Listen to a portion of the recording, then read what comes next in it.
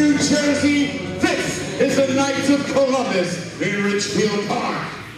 Welcome. Every brand, every company, every musician, all had to have a starting point. It all had to begin somewhere. This is that somewhere. This is the beginning, the dawn of Guts and Glory Pro Wrestling. Thank you for being here. Thank you for believing. Now, it is the first time, so what better way to get things started with a first time ever match, a singles match scheduled for one fall. Introducing first.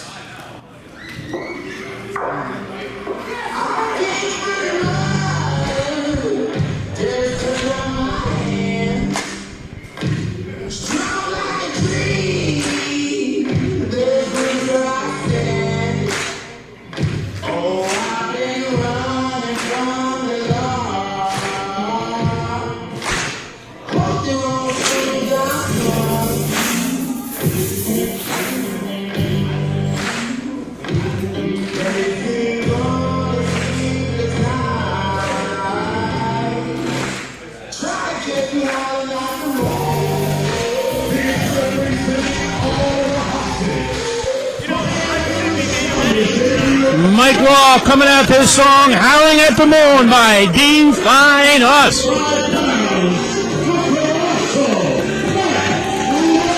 The Colossal one indeed, Mike Law, the coach at the Fallout Shelter in Queens, New York, the home of the students of Battle Club Pro. That is the Colossal one. Mike Law coming out for our first match here in Guts and Glory Pro Wrestling. I have been privy to see some of the greatest matches of Mike Law's career. This is a man who can go with the best of them. One of the most underrated talents here in the New York, New Jersey area. And what a way to kick off Guts and Glory. He's always put on a great show every time I've seen him. He may come in a small package, but he's got big heart and bigger talent. What do you mean small package? The man's 7 feet tall. And it's true. I saw him lift 1,000 pounds above his head with one hand the last time I saw him wrestle. Very, very true. And his opponent.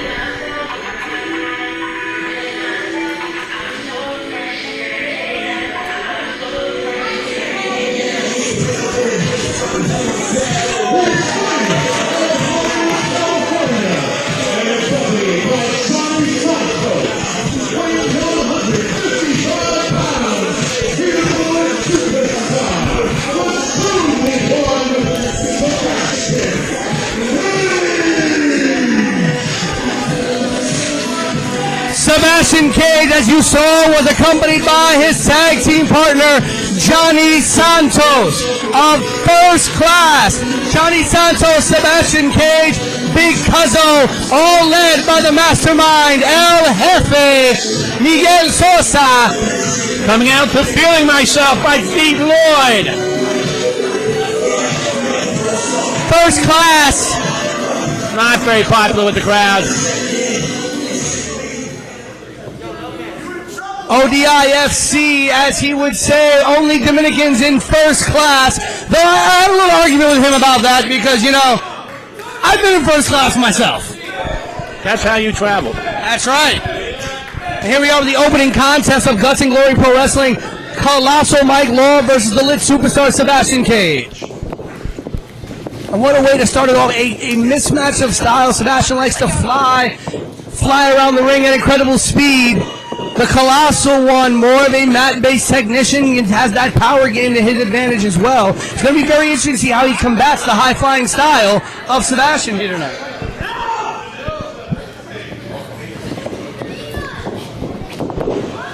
Here we go, some technical holds being exchanged between these two men. It's almost as if they're trying to show each other who has the best wrestling technique. And there's the first takedown of the night. There you go, a nice headlock takeover. But a head scissors there by Law. And a kick out. And again, Mike Law spends his weeks training students at the Fallout Shelter, the official school of Battle Club Pro. So if anybody's going to know every technique, every movement that a wrestler's going to make, it's going to be someone like Mike Law who has that wealth of experience. But that's something you cannot anticipate, that quickness, that style of Sebastian Kage. He can hit you with something from any angle at any time. And he's out of the ring, but he's delivering punishment from outside the ring.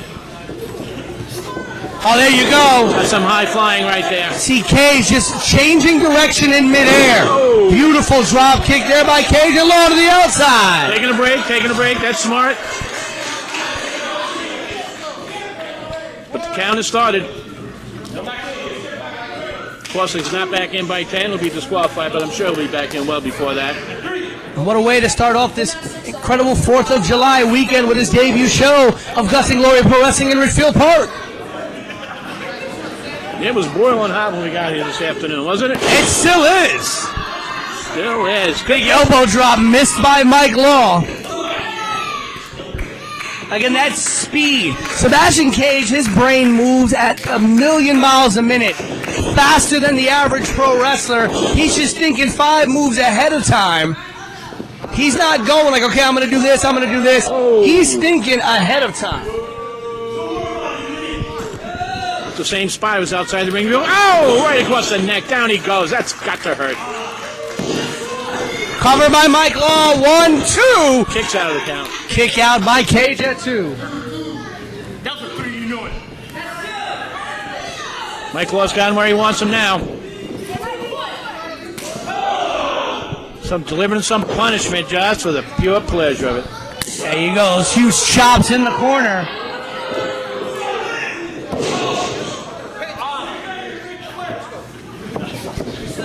Mike Law back in control of this matchup here.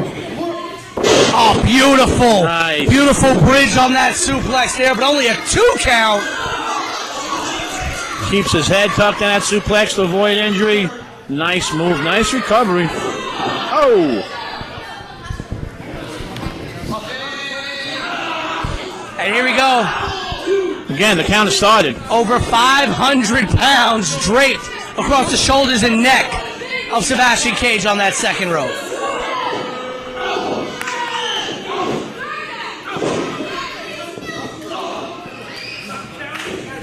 Now Law back on the offensive here. Whips Kage to the ropes. Oh, went for the knee, but Kage with the reversal. Beautiful drop kick by Kage for Law. This might be the opening that Sebastian needs to get back on top of this match. Oh! There's that knee to the gut, taking down anything Sebastian was ready to start putting together. He is smart. He's a smart wrestler. Pointing to his head, showing the crowd how intelligent he is. A cover, I don't think that cover will hold him down. 2 count there.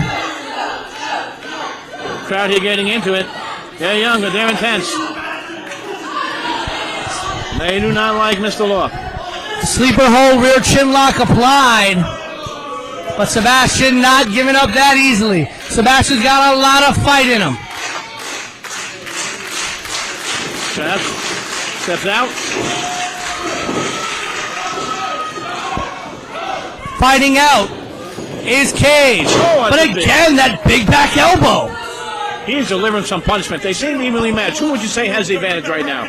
Well, right now, it is definitely Mike Law. He's using that power game. He's stopping Sebastian in his tracks, not letting him get that momentum. But again, with a talent like Sebastian, oh, beautiful suplex cover here. Again, that beautiful bridge. That bridge by Law. I agree. He's had the advantage, but he's letting him hang around too long, in my opinion. He's going to put him away. He better do it soon. And that's the thing, again. If Kage gets some momentum behind him, if Kage is able to string together a flurry of offense, he may have what it takes to put Mike Law down for 3. Because, again, it's only 3 seconds. That's all you need. Oh, huge basement clothesline. Cover 1, 2, and a kick out once again by Kage.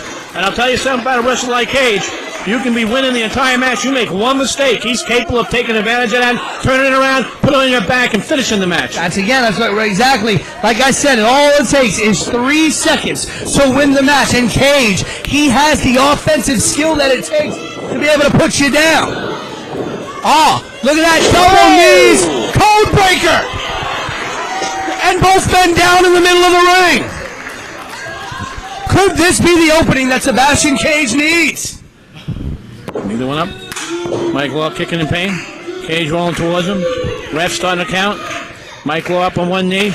Law getting back to his feet first. It took a lot out of Sebastian to hit that flurry of offense. Referee calling for them to get up. Oh, and there's an elbow to the jaw. So trading forearm shots here. Back and forth. Oh. Sebastian with a couple shots to Law. Into the ropes. Off of that knee again. Mistake. Once again, went to the well too many times with that knee, but Kage looked to springboard off that second rope. Law caught him. Uh-oh. Up and over by Mike Law. Kage hits waiting that for far him rope. to miss. Oh, big kick. Right to the bread basket. Big cutter. Big cutter by Law. Colossal cutter. Cover 1, 2. Oh, a kick out by Kage. 2. Slow count, some people would say. That colossal cutter. Springboard cutter by Mike Law. Not enough. He came off that second rope, and I know for a fact that is the newest rope. It had been the bottom rope. They put it in the middle, which is the newest rope. It's got the most athletic moves off it, and it was shown right there.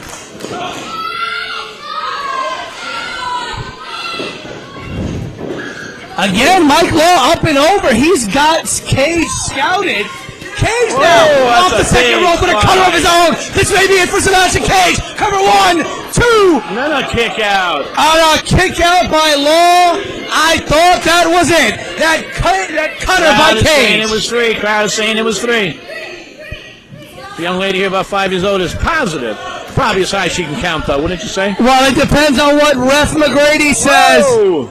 Oh! Again, that's got to be Lost. 6 or 7 2 count. Slow to roll into that cover. Slow to roll into that cover. That could have been a 3. You're right about that. We got some height now. Will he go to the top rope? That's Off the second, but rolls through. kick to the head. Beautiful enziguri there by Sebastian Kage. Oh. Beautiful neck breaker, but Kage should have been going for the cover there. To me, it's a little bit weird that Kage did not go for the cover in that scenario. He's calling for some finishing move. Do you know what he's calling for there? When he's looks like Kage looking to go where he's most comfortable, up top. Sebastian known to be one of the best young high flyers in the game today. Knocked down. They both look exhausted to me at this point. Oh. Thwarted there by Law. How does Law take advantage at this point? Both climbing up there. Both treacherous, dangerous. They're on that second rope, which, like you said, was... Oh! Ow. That's... Off the top there. Looked like he landed a little awkwardly, but now Law going up top. Unfamiliar territory for the Colossal one. Yeah, they landed so close to the edge, the mat is much stiffer there. Oh, big frog splash there, the Law and Order by Law, and that gets the 3 count.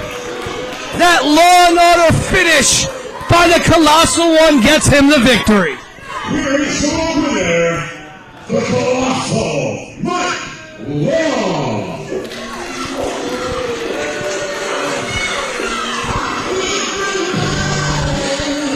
And I would say Mike Law had that match in hand most of the way, but there are a lot of instances where Sebastian Kage really took the momentum back and put Mike Law to the test. Very true. Many instances where Mike Law looked like he had this match won early on, but Kage fought through and fought through and fought through. But eventually it was that big Law and Order finish by the Colossal one that ended the night for the lit superstar Sebastian Kage in this opening match of Guts and Glory Pro Wrestling.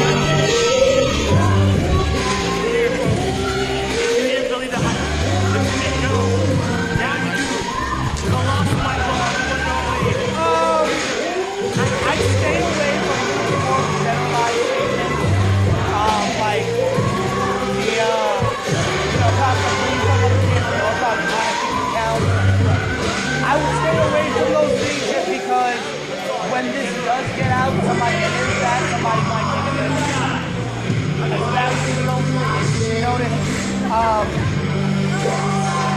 know, like what was happening there when Law kind of like got mad and that would be something that I can focus what I'm saying on the fans. But for the most part, you want to make sure you're focusing whatever you're saying on what's happening just then. So that was good. All right, Every cover counts. Every submission counts. See them going for a punch, see them going for a jump in. Every that I call it, all of those have to be seen as important. Because if you don't see every single one as important, it shows that you know it. we're going to continue with our next match. The next contest is a fatal four-way match, and it is scheduled for one fall. The referee in charge of the DeVille, referee Ozzy. Introducing first.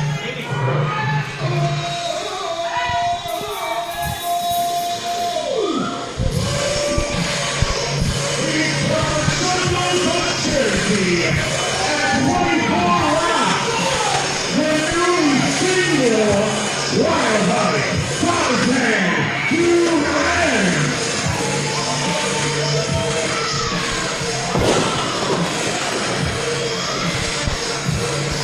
And big fatal four-way action as the night continues here at Guts and Glory Pro Wrestling. When I saw this match announced downstairs, I was incredibly intrigued by the gentleman in this match. You mean Tarzan? Well, not only Tarzan, who, by the way, let me let you know, Tarzan Duran's got a little bit of some legendary status on his side. This man, just a month ago, was part of a seminar here in this very building, led by the one and only AEW superstar, former Ring of Honor World Champion, Jay Lethal. And on that day, Tarzan Duran was handpicked by Jay Lethal as one of the best performers at that seminar that night. So, the talent of Tarzan Duran is definitely crossing the right eyes, and it definitely crossed across the desk of the people here at Guts and Glory Pro Wrestling, giving him a spot in this four-way match. Well, he looks like he's in great shape. He came into the ring like a house on fire. He's got a lot of pressure on him. If Mr. Lethal felt he was that good, let's see if he lives up to expectations tonight.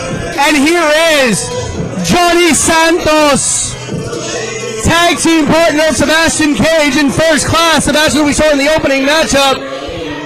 Again, member of that first class faction with Big Cuzzo Sebastian Kage, led by El Jefe.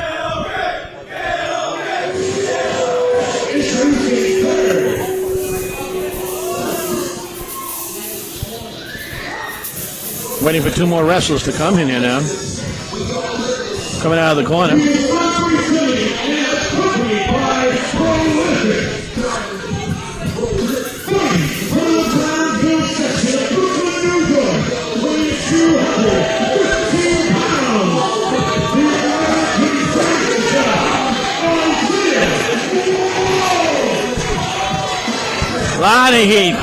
Lot of heat coming in.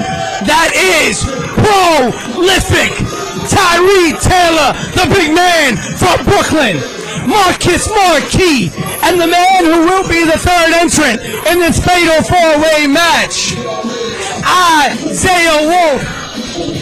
These men are spoiling for a fight, and we are going to see one. Superhero landing. And I'm going to give it to these men. Yeah!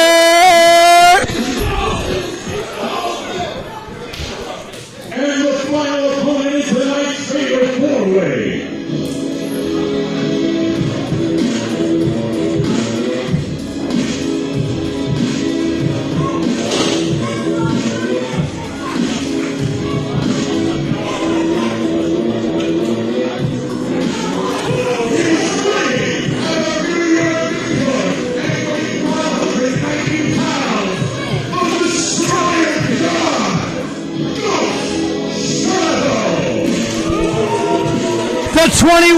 more veteran, Ghost Shadow, member of the Vulture Squad, and managed by the legendary Julius Smokes. When you talk about Ghost Shadow, you talk about the veterans of New York. You talk about some of the great legendary names that come out of places like the Doghouse. Ladies and gentlemen, welcome to Dustin's Glory. Now, this is a place where men use their guts to show their glory. But in this room, I don't see any men. Narrating. Dialoguing. In this room, all I see is a bunch of girls. You a girl, and you ain't big no girls. So what are we here for? So after I beat Isaiah Wolf, This gentleman, well known to these crowds, is talented with the mic as he is, with a headlock, working the crowd, interested into this match, pushing the angles, building it up, already at a fever pitch. Adrian Santos. That's me.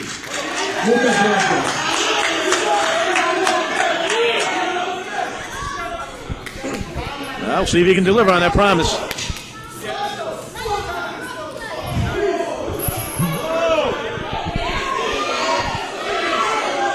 And again, this is fatal four-way action.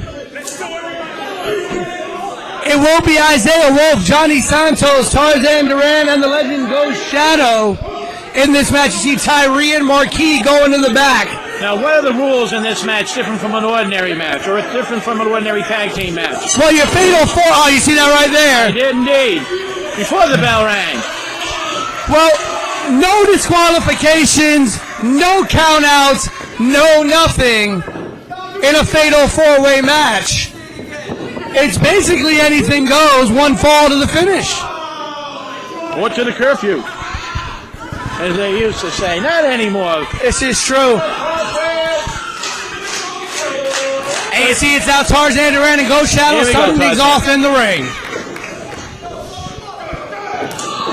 He's showing a lot of quickness. Veteran working his hands.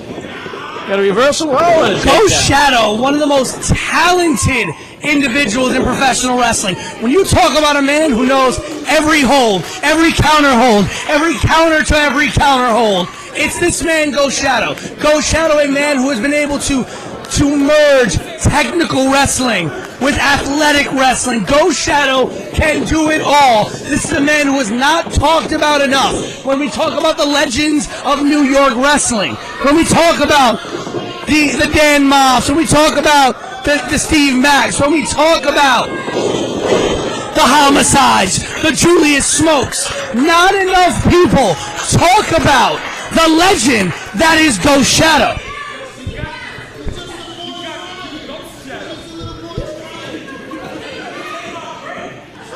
You know, Isaiah Wolf has got to watch his back, though, because this man has some stolen property on his hands. I don't know if you've been keeping track. I have not. But Isaiah Wolf is right now in a blood feud with a very dangerous individual by the name of Ruthless Lala. Isaiah Wolf has stolen Ruthless Lala's BCW Women's Championship, which she won at BCW's Queen of the North 3 event when she defeated at the time their women's champion Vanity to become the new BCW Women's Champion. She's won a match with Isaiah Wolf. She's been asking, begging for a match with Isaiah Wolf. And Wolf has been ducking her. And Wolf's been saying, you don't get one. And these two have been at each other's throats at every show. Whether it's been a show that Lala's at or a show that Wolf is at, you can be sure that one or the other is not going to be far behind, fighting with one another and going to war. So if I were Isaiah Wolf, I would be looking over my shoulder to see if Ruthless Lala is coming to lay an ass beating on me once again here tonight. Oh my God, that is quite a statement. There's a light to watch out for, though. You gotta watch out for your opponent. You gotta watch out for your opponent's partner. You gotta watch out for people coming out of the wings. Holy mackerel, that is a headful. Very athletic wrestling going on up right now. You see Jhonny with Ghost Shadow, but now switching over, going to Tarzan Duran as him and Isaiah Wolf taking a beat down to Tarzan and Ghost Shadow.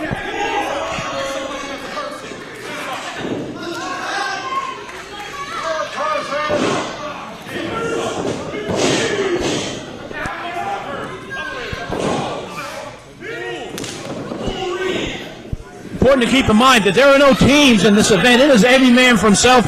Devil take the hindmost. There may be temporary alliances. There may be temporary friendships. But at the end of the day, it's only one man who's going to be standing and have his hand raised. That is very true. There is only one person that can win this match. And here we go. There's a backstabbing move right there. I wouldn't call it a backstabbing move. At the end of the day, that's a good point. Jhonny Santos knows there's only one person that can win. And you gotta get it any way you can. There you go, Wolf. Oh, I heard that smack all the way up here.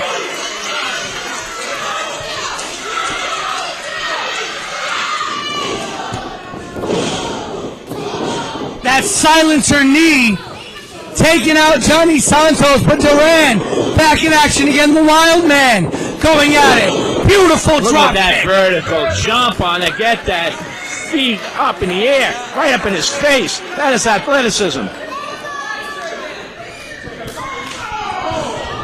And once again, Tarzan Duran and Ghost Shadow alone in the ring as Jhonny Santos and Isaiah Wolf go at it on the outside. Oh, to a Cena by Tarzan Duran, taking out Wolf and Santos. Right into the lap of the front row. One man left standing in the ring.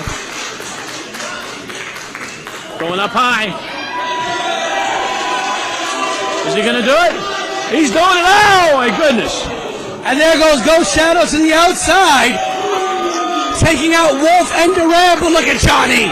Oh, he's off the 20-meter in the Olympics. Jhonny moved out the way when Ghost Shadow came off the top rope, and it took the advantage to attack Ghost Shadow from behind. Now these two men know each other very well. Jhonny Santos and Ghost Shadow have been able to scout each other at Project Codename Wrestling. Ghost Shadow, a member of Vulture Squad. Jhonny Santos, a member of First Class. These two men have been able to watch each other up close and personal. So they know each other very well. Have they fought each other before? No, they have not. Well, it's a combination, a lot of expectations. Oh, tangled in that second. Oh, and a big kick to the Hung back up on the top rope there, on the middle rope, I should say. Another somersault, very athletic. That guillotine leg drop. Well, you said he was a 21-year veteran. He certainly doesn't look it, does he? He does not wrestle like a veteran at all, outside of the veteran instincts that he shows. And the knowledge, I agree with that. Oh.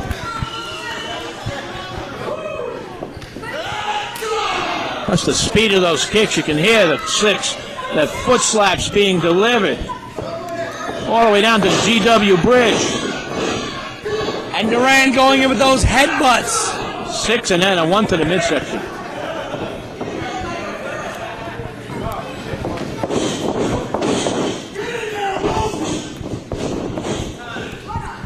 Duran, reverse. Oh! Beautiful maneuver there, cover! And a save by Isaiah Wolf. Remember, every person for themselves. It looked like it was going to be the end there. Whoa. I wouldn't know what to call that. Spinning face knee. Wolf. Listen, whatever it is, Duran's jaw is in Pennsylvania right now. Pile driver.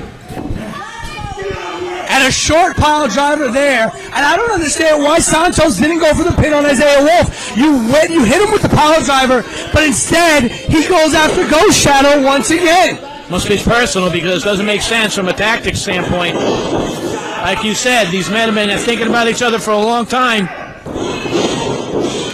Oh, Ghost Shadow. Went for that basement, that John Woo drop kick.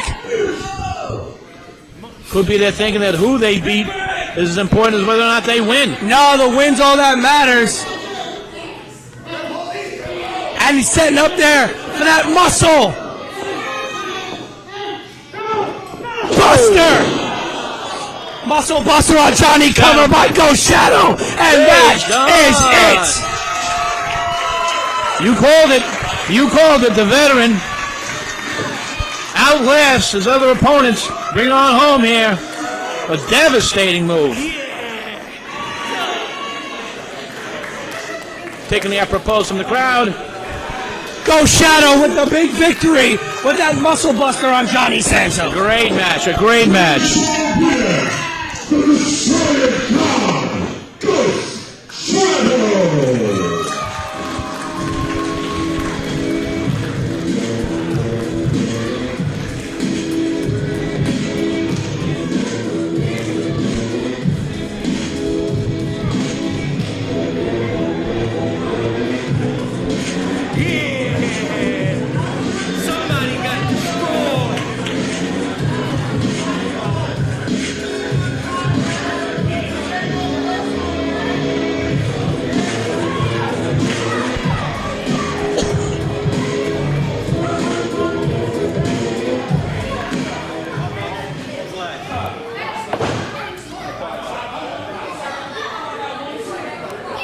Another hand for Santos. Isaiah Wolf, and of course Tarzan Duran. Doesn't fit the job description, really. He took a break. Shut up!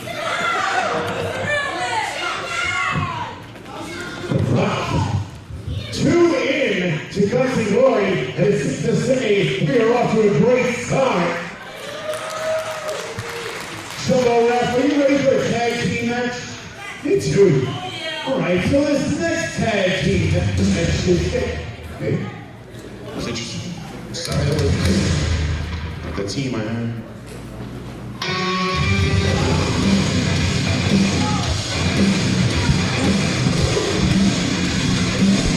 Cyrus, DeVille, and Aldwin. Genesis. Not who I have now, but...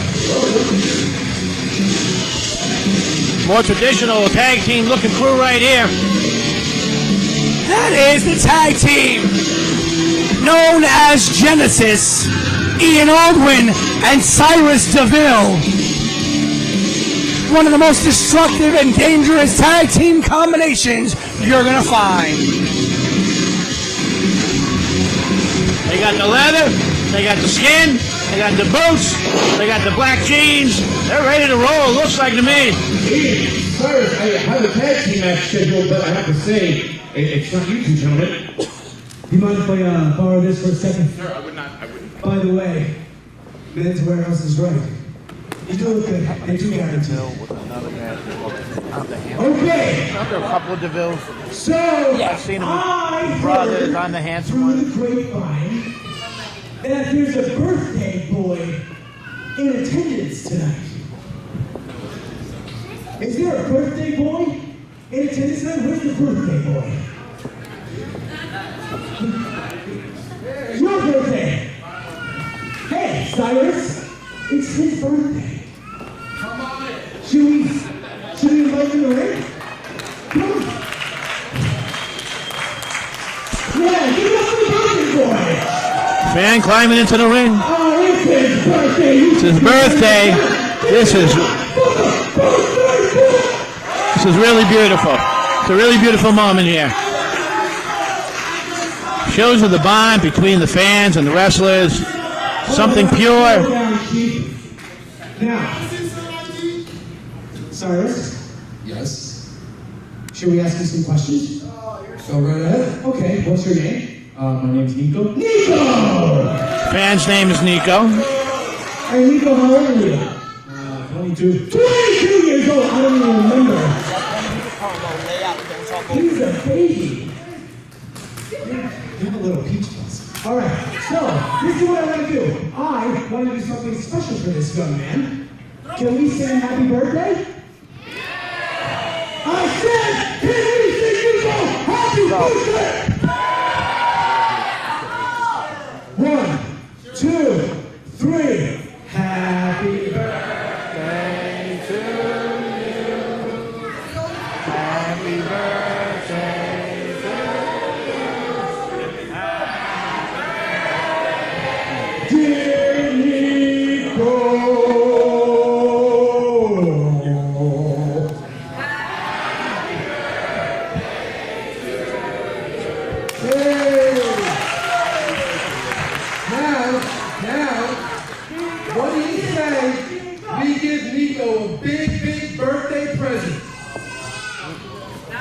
What do you have in mind? Over. It's time. Oh my God! You know, even Aldwin and Cyrus DeVille, I know they are terrible people, but this is a brand new level of terribleness. Criminal. I don't think he can breathe. This fan Nico, who they brought into the ring because it was his birthday, is now suffering a beatdown at the hands of Aldwin and DeVille. It's disgraceful. It's disgraceful.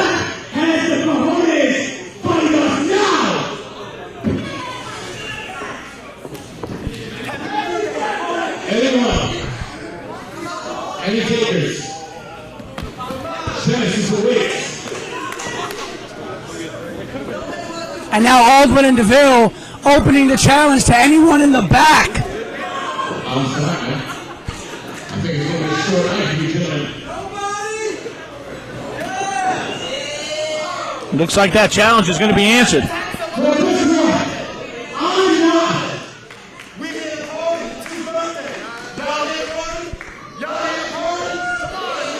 That's Chris Rex. At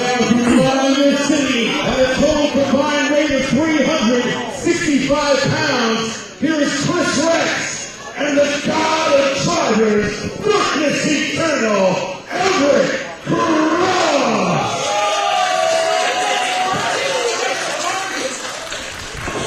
As you heard Shane say, that is Chris Rex and the God of Drivers, Everett Cross. And were they scheduled to fight these DeVille and his partner? I don't know what was supposed to be happening here, but all I know is that DeVille and Aldwin choked out a fan because it was their birthday. He's not back in his seat either. Well, the bell's rung, so here we go. We have a match here, a tag team match. Not hard to guess who the fans will be behind. Genesis versus Chris Rex and Everett Cross.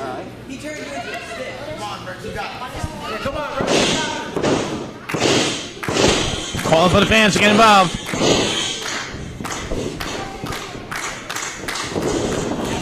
Oh, some quickness there. A beautiful go behind by Chris Rex. Listen, don't be fooled by Chris Rex's size. Small guy, but a lot of heart, a lot of passion, and a lot of fight in that man. He is a rangy athlete. He really is. He can fly, and he can really get you in some sticky situations with those long limbs of his.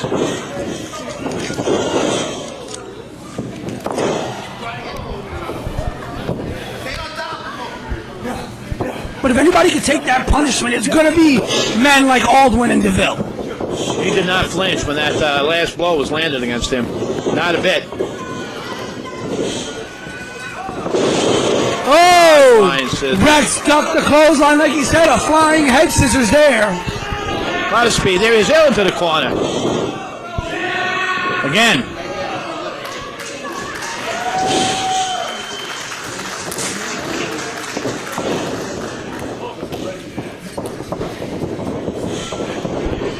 Cross him up. Oh, down he goes. When you go flying into the corner, that kind of velocity, it hurts. It may not be the finishing move, but it'll set it up for something later. Oh, it definitely will hurt. I'll tell you that much.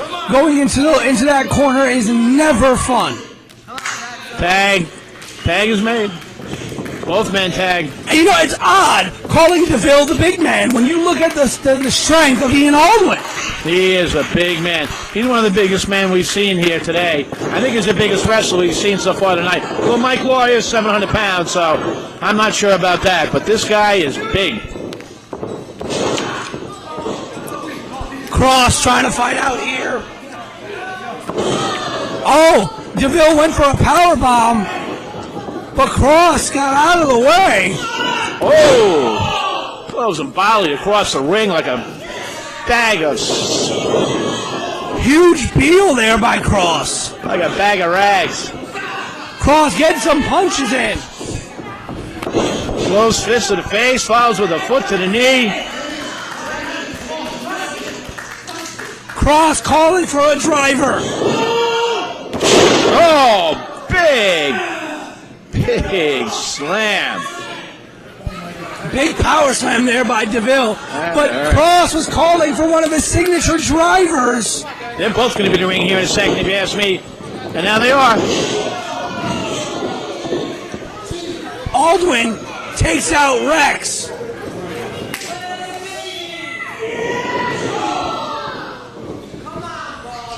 And interesting that McGrady did not start the 5 count. Both men are in the ring. He should be counting. In the air tonight. Speared. Cover. 2, 3. Oh, it's over. DeVille hitting that big spear in the air tonight. That was big spear. He came right at us, so you can see how high he was. For a man of that size, to get up that high, that weight, that's very difficult to withstand. They're looking pretty happy with themselves. Aldwin and DeVille with the big win here at Guts and Glory Pro Wrestling.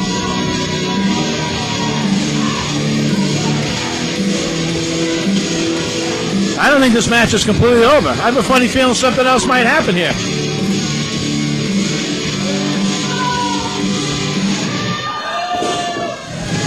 Well, if I were Everett Cross, I would get out of that ring really fast. Yeah, get your partner out of that ring.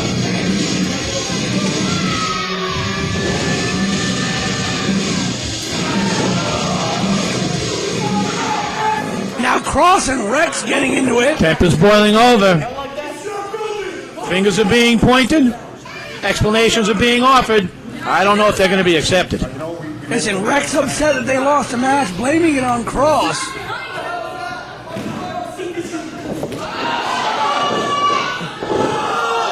Oh!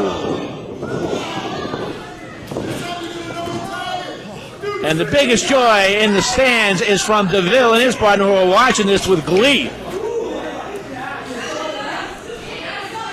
Here comes the ref. Gonna count him out again? Rex upset that his team lost that match, but I wouldn't have blamed it on Cross. Cross had an incredible showing in that matchup. We're coming. Being helped out by the referee. Sometimes a loss like that can be a bitter pill to swallow. 100%, and We have definitely seen a bitter pill. three fantastic matches so far tonight. And how many wrestlers? We've seen, I think, 10 wrestlers already.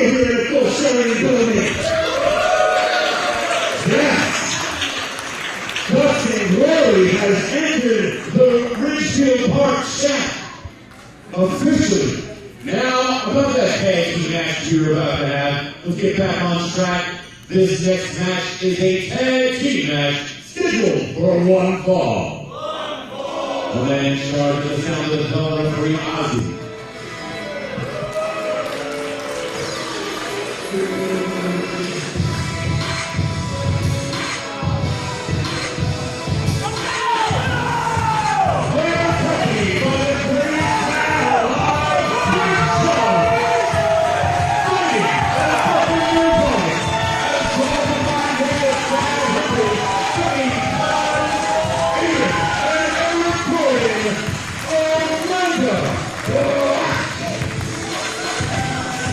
You know, I talked to these men before this match earlier today, They wanted me to point out that they are classically trained. They were both high school and college wrestlers.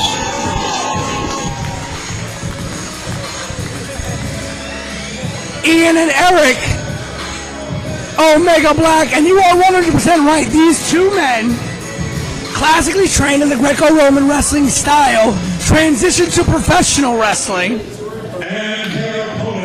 They have a great catch wrestling style as well as having the power and athleticism.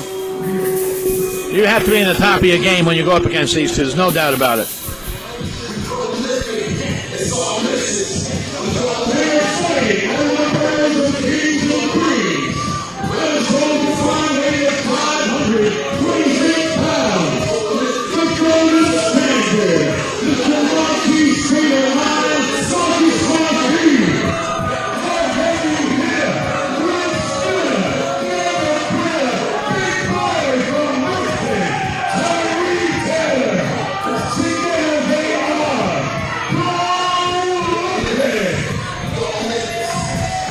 And we see Prolific out once again, but this time it'll be Tyree and Marquee.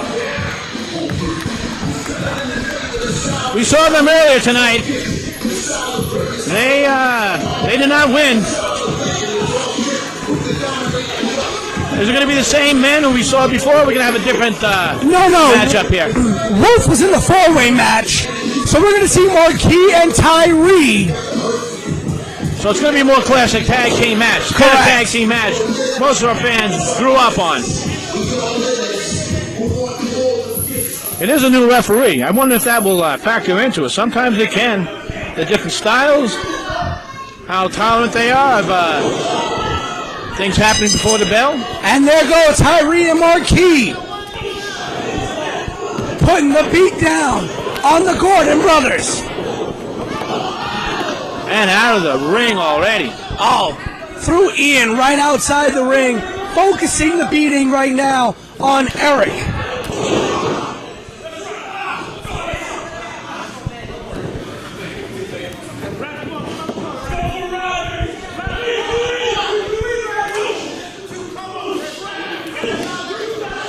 Calling for the BQE. Round and round it goes with no end in sight. Tagging in, tagging out. Ref trying to get involved. See a close fist raining in. And now being pinned in the corner. And speared from across the ring. Big slam. Big slam. You're right about that, partner. Beautiful neck breaker there. Covered by Marquee. 1, 2. Kick out. Well, that was nearly early finish for that match, wasn't it? Kick out by Eric Gordon there.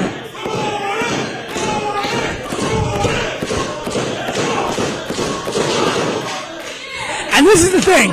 Prolific is all about their business. They're all about the business of the match.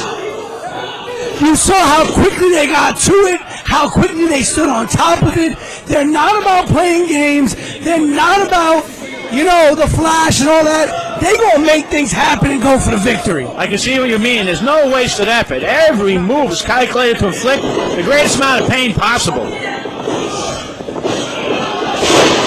Oh, a little payback there. A little 2-on-1 payback from the brothers. It took both of the Gordon brothers to get Tyree Taylor up and over. He is a load, and he was put down hard. Now they're calling for the fans to get involved. Off the rope. Look out! Oh! And Ian Gordon. Into the stands. Through the chairs. Ian Gordon taking flight.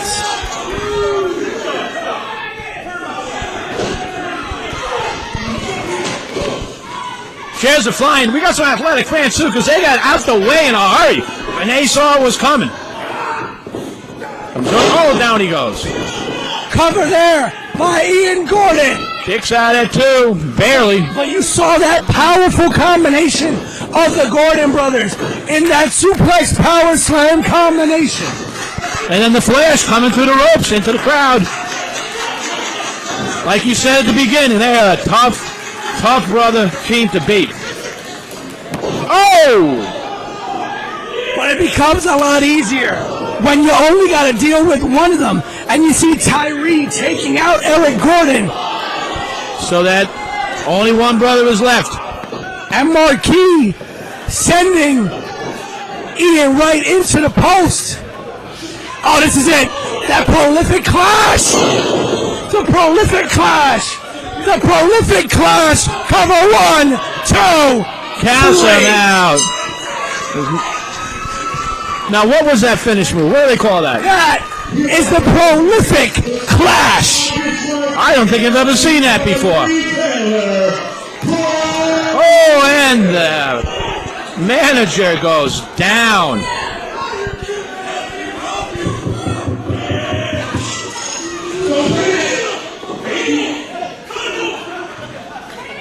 That might have been the most dominant showing we've seen tonight. With that being said, we were just informed that you guys are the SAT students. SATs were one of those trios in the Godfather style, all that nickname bullshit. Which makes me angry because the SATs are nowhere to be found. We've been calling them out for almost a year now. Almost a year that you said as your students. So we want this to be heard and everything. Now they're calling for SATs. What are they saying? What do they mean by that?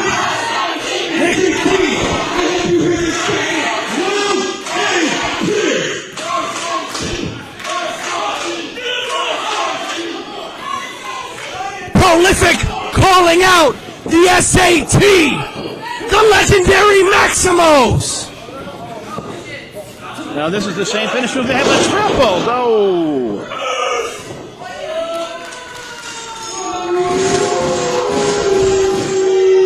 Listen, either Guts and Glory management or somebody's management team get on the phone, because Prolific versus the SAT needs to happen.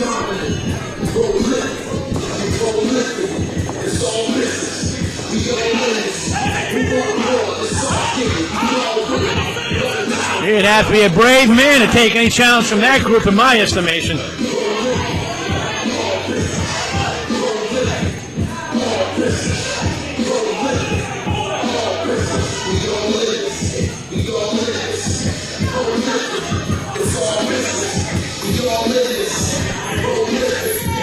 Listen, if there's any trio on the independent scene in wrestling that I think can legitimately stand toe-to-toe with the legendary Maximos, it is these three men. Prolific. Based on tonight's performance, I'd have to agree, and I don't think you find anybody to disagree with that assessment.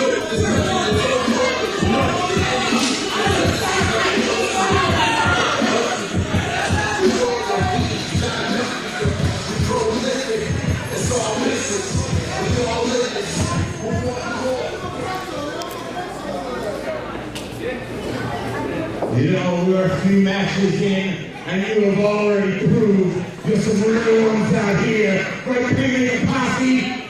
So I think what we're going to do is we're going to raise the stakes just a little. It's time for your Intergender Deathmatch. This is a tag team Intergender Deathmatch. Scheduled for one fall.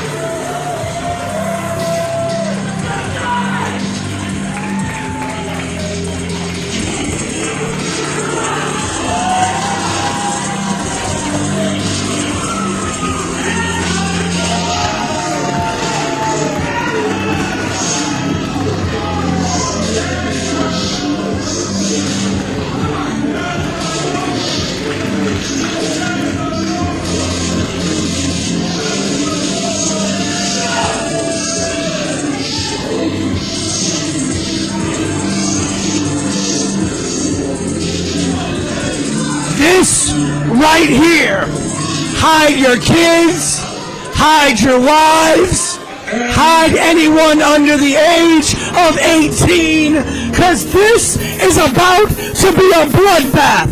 Listen, you've heard the history of places like CZW, Cage of Death.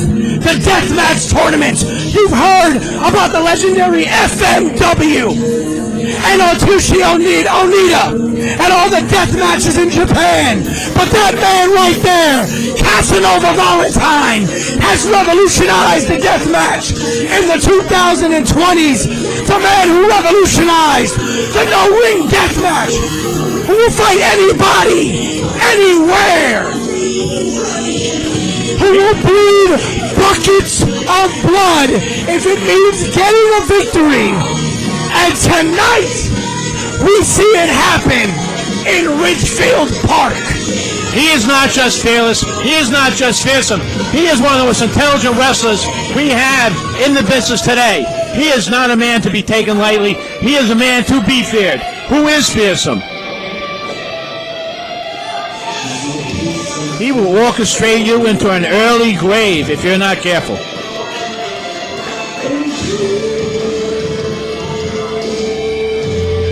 I believe coming out next is one of the headliners tonight, isn't that right? That is true. Adrian Santos' tag team partner, Sadiee Suicide. The beautiful Sadiee Suicide, beautiful and deadly.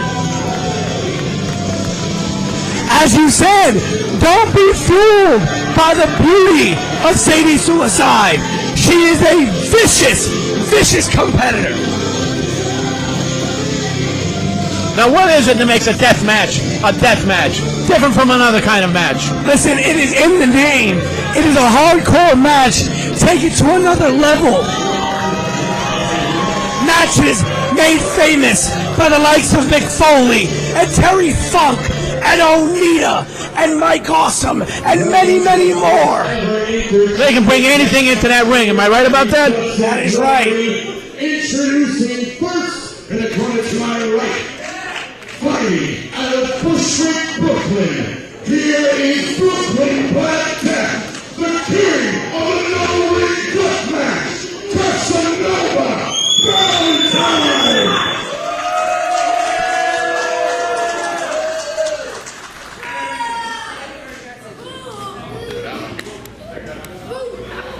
And his partner, she's fighting out of the depths of darkness, weighing at 253 souls.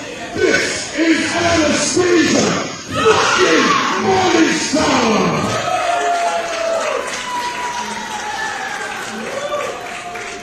And their opponents, first out of Marquee, Ecuador, and weighing 260 pounds. He is the Ecuadorian nightmare, Adrian Santos.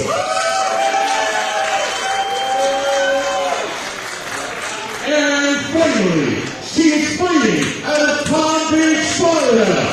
She is unforgettable, Sadiee Suicide.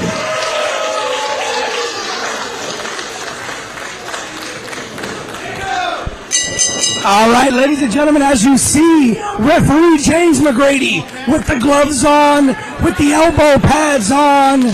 A death match gets very violent, very, very quick. Now, he's wearing those pads for what reason? For his own protection. For his own protection. Santos and Casanova, these two have history. When Casanova Valentine started his no-ring death matches, Adrian Santos was one of the first people to step up, to say, hey, I'll fight you in the no-ring death match. And it was because of the matches that Adrian Santos had with Casanova Valentine that he was able to make his name, that he was able to get his name out there and eventually become the king of the no-ring death match. Now, when you say a no-ring death match, do you mean in a parking lot, in an elevator? Anywhere. Anywhere they find each other? No ring. Ambush? That he has fought in bars, he has fought in nightclubs, he has fought in breweries, he has fought anywhere. He has fought in sandlots if he has to. How do you know so much about this sport? It is my lifeblood. This is what I do. I live for the sport of professional wrestling. Well, it's a pleasure to be working with you tonight. I must say. Oh! Sadie Suicide just ate that ring apron. Let's see, she's got all her teeth when she comes up.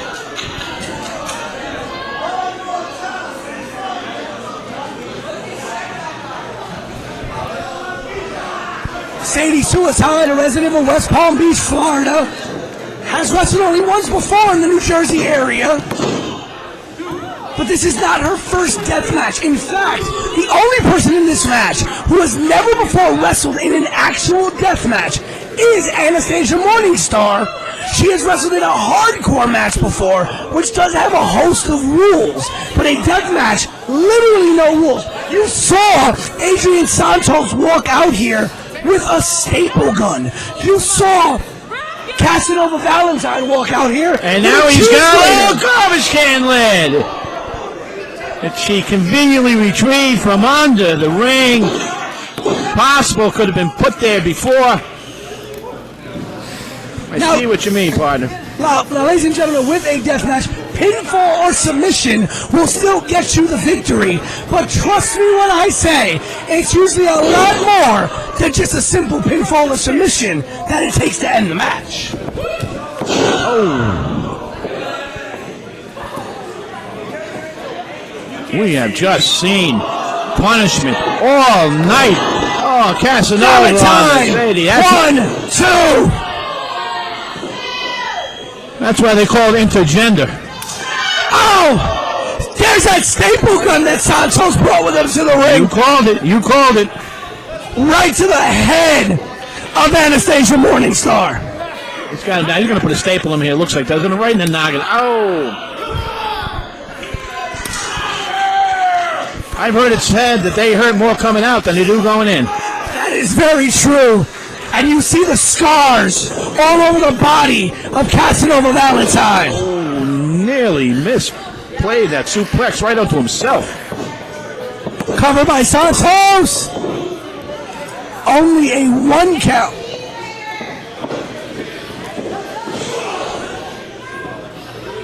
Santos with the most stamina here so far, or at least taking the least amount of punishment. And that's the way you want it in a death match. You want to take the least amount of punishment. You do not want to be on the receiving end. Morningstar coming in to try and save her partner. Double suplex. Obviously no prohibition against both partners being in the ring at the same time. Well, in a death match, there are no tags necessary. It is literally a free-for-all. Is that a cheese grater, partner? That is a cheese grater.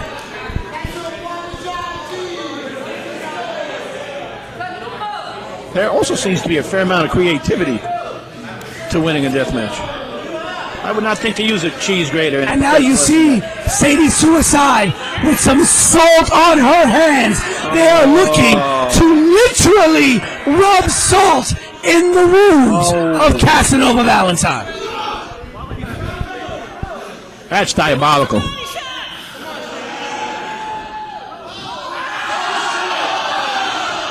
And there she goes, pouring that bag of salt into the exposed wound, the exposed blood of Casanova Valentine. He is in pain. That is venomous. That is venomous.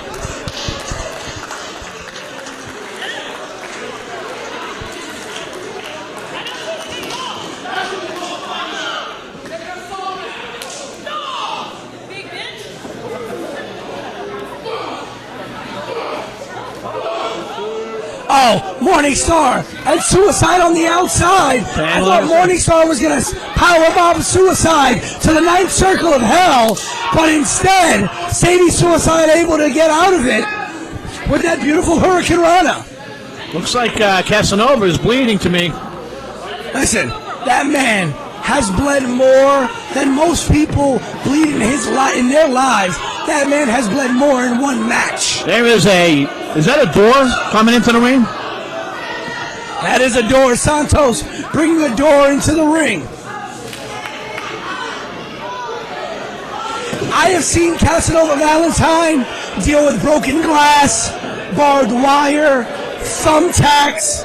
I have seen this man walk through the fires of hell and come out victorious on the other side. He looks down now, but I wouldn't count him out by any. Oh, and he stops, turns it around. Oh, the clothesline. Big clothesline by Casanova Valentine. Girls are still on the outside. Can you get a submission on the outside of the ring and win the match that way? No, you have to get that submission. Well, yes, if it was a no-ring death match, you could. But considering that this is a death match within the confines of the ring, the submission or pinfall would have to happen inside the ring. What do the ladies have out there? And I didn't want to say what it looks like. Oh, that looks like a barbed wire halo. Thorns. Barbed wire crown.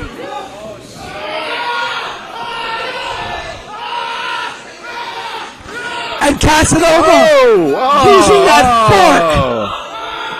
Is that what that is? That's a barbecue fork. Using that fork into the skull and forehead of Adrian Santos. That is the most serious cry of pain we've heard all night. I think Sadie's suicide is bleeding here, too. What's the rule on stopping matches for blood? No, there is no stoppage. None for a death match. It's called a death match. People literally die. There's no stoppage in a death match.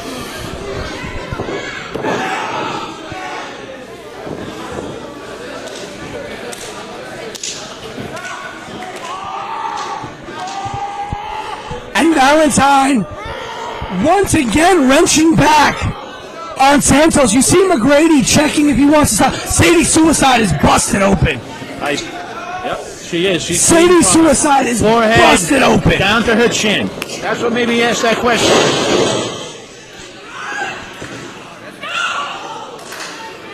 Morningstar just laying in the strikes. And the chair shot by Sadie. There's two chairs. One in Sadie's hand, one in the ring. Valentine is down. The door is still up. And there is a crescent wrench. Listen, do not be surprised by what you see come out in this match.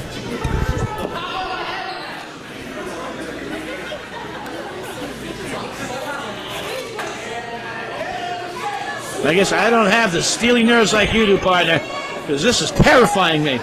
Double chairs here. Whoa. Double chair shots again.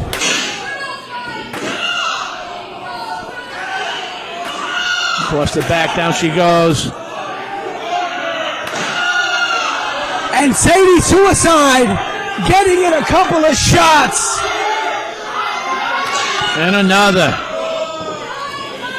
She'll torch. Oh, intergender. Oh! She goes a big elbow. That was a huge clothesline by Casanova Valentine.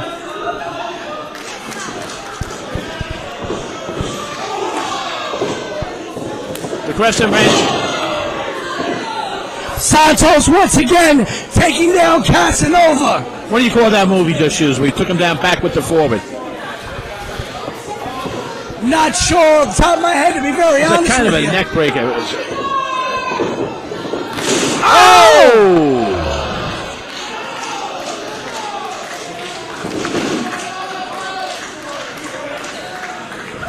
Santos put through the door that he himself set up.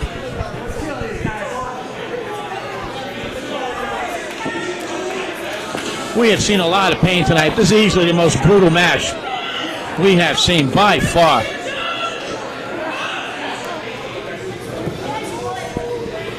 Casanova, foot on the neck of Sadie's suicide. The blood is streaming. People groaning. Faces again slapped. And there's something else coming out from under that ring right now. What could it be? Another door. And yet another door coming out from underneath that ring. We're going to see the kitchen sink next, probably.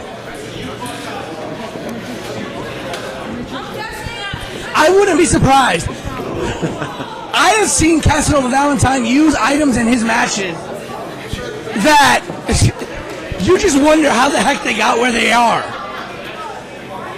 I told you, he is creative, he is brilliant, he is an orchestra master. He's a maestro of mayhem. The maestro of mayhem, Casanova Valentine.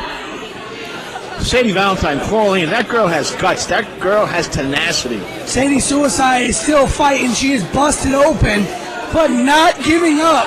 Blindside with the garbage can lid.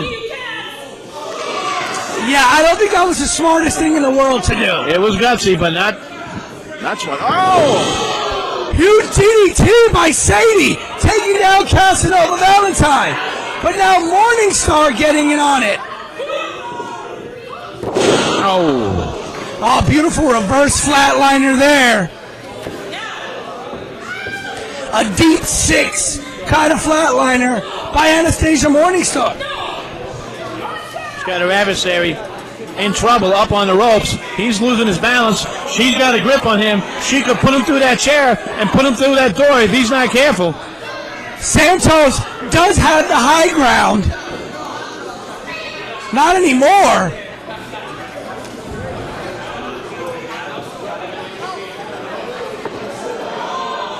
Oh, she's going to go away. But now Morningstar. Power bombed.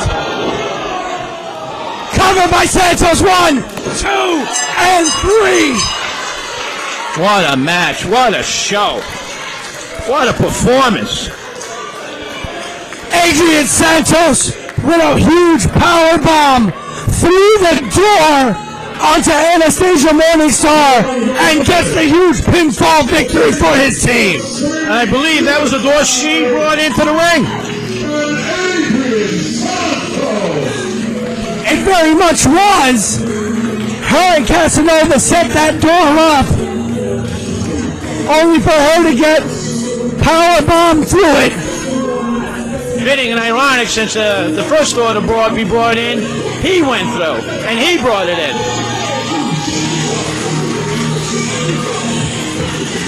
Big round of applause from the crowd here. Capacity crowd here at the E.G. Albuquerque Knights of Columbus Hall. Beautiful Ridgefield, New Jersey.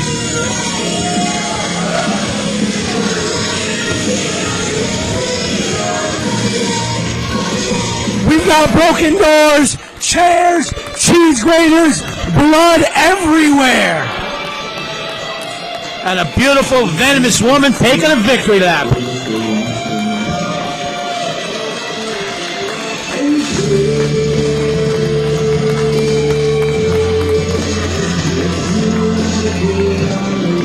Casanova Valentine struggling off. Wants no help. He will walk off on his own power. He'll be back.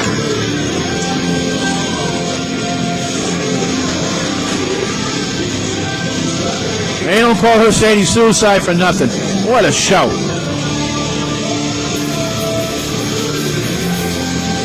Santos and Suicide with a huge victory in this deathmatch contest here at the inaugural Guts and Glory. We are now in a state of movement mission.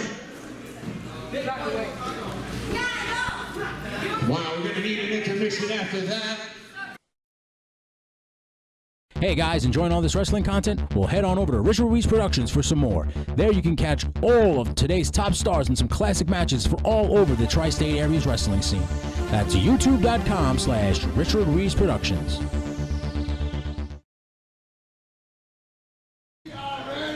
Then by state law, we are ready to continue with the second half of Guts and Glory. Are you ready, Trouble Rep? Right.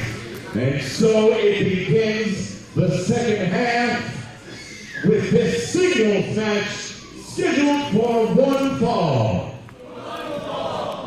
Introducing first. Back from intermission. It's a great first half. Singles match coming out.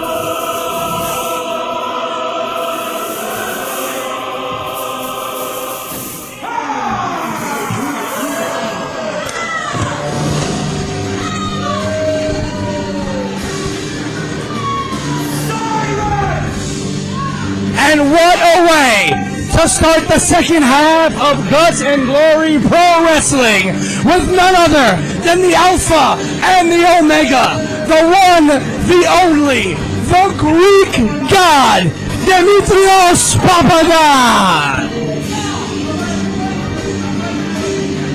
He looks in tremendous shape. Arrogantly asking a referee to let him in. And when I tell you, this man has been in the professional wrestling industry for 23 years. 23. He looks better than a lot of the wrestlers you see on television, than a lot of the professionals you see around the independents. He has not lost a step in 23 years. He looks the part. He wrestles the part. He is, as he says, the alpha and the omega of professional wrestling. Who's that coming out against him, though? He looks pretty pumped up. Ready for the challenge.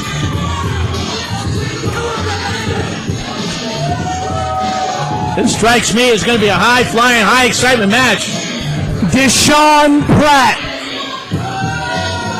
Big bounce in his step. Bounding into the ring.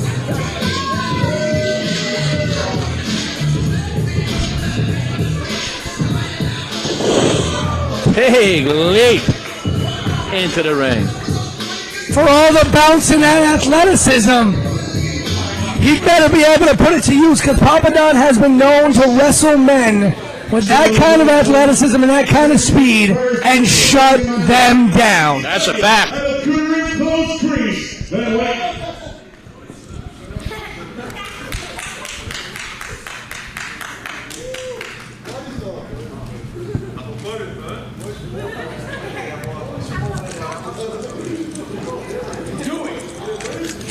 He is the greatest wrestler alive. The alpha and omega of pro wrestling. Never a citizen of Lake Slap City, because he is the motherfucking governor of Real Town. This is the Greek God, Papadon.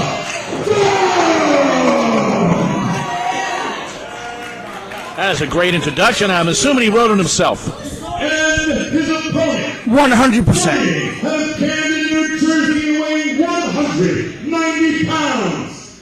He is the Prince of Camden, Desean Pratt.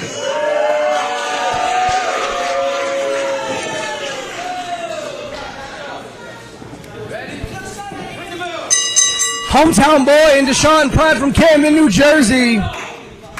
Right here in Richfield Park, New Jersey, at the Phil Sheridan Building, Knights of Columbus Hall.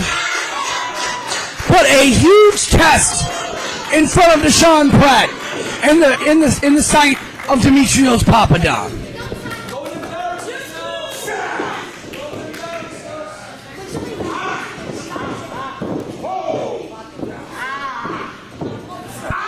Wrist lock. Desean able to start in control here. Reverses it.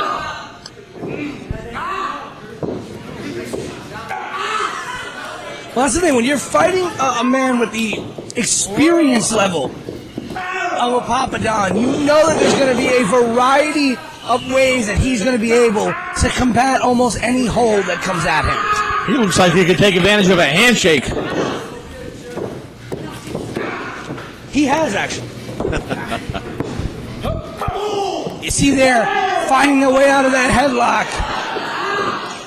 And you see the way he wrenches that headlock in. He's putting the pain in there.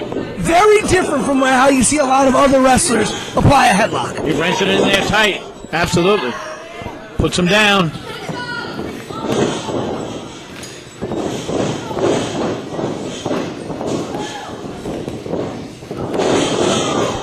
Some quickness from the New Jersey guy. Hurricane Rana out from Desean Pratt. Oh, roll through for a cover there. Beautiful roll through cover. Only a 2 count for Pratt. Deep arm drag there. Oh, a flyaway. And another one, shades of Ricky the Dragon Steamboat. Oh, misses clean. Third time to the well, once too often. Papadon missing that big elbow.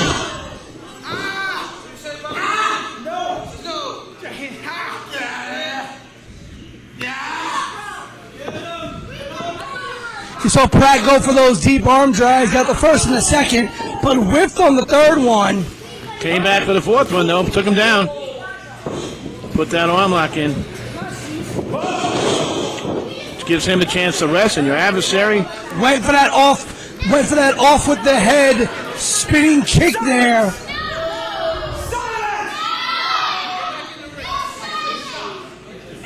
Papadon interacting with Papadon looking for a bit of a timeout here, a bit of a rest on the ropes.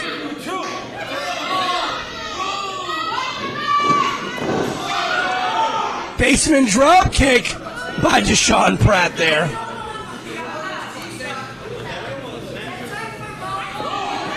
Oh, went for that PK kick.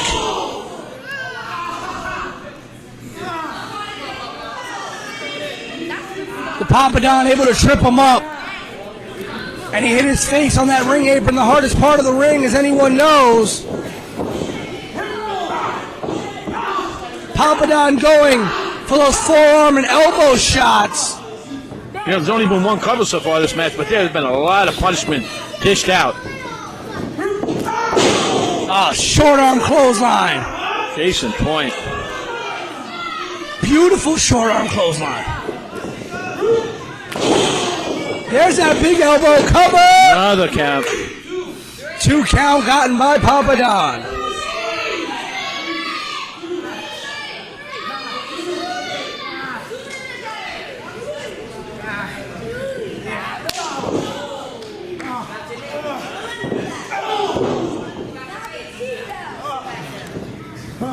Papadon keeping Desean Pratt floored. Those boots and those strikes. Oh, beautiful European uppercut. You know the Greeks invented the European uppercut. Is that so? Yeah.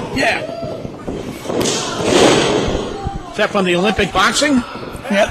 Greeks invented that European uppercut. Then the Europeans stole it. Right? They steal everything, but the Greeks invented it. Are you Greek?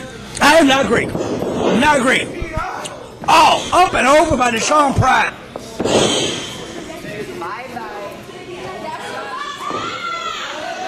Here we go up top. Oh, there's an uppercut. I've never seen one delivered to a man coming off a top rope like Beautiful that. timing by Papadon. That European uppercut taking off the head of Pratt. Oh, and the boot to the face. This is some old school punishment. He's counting his teeth out there now. Beautiful snap suplex there. Covered by Papadon. 1, 2. Kicks out. The speed of that Kick suplex. out at 2.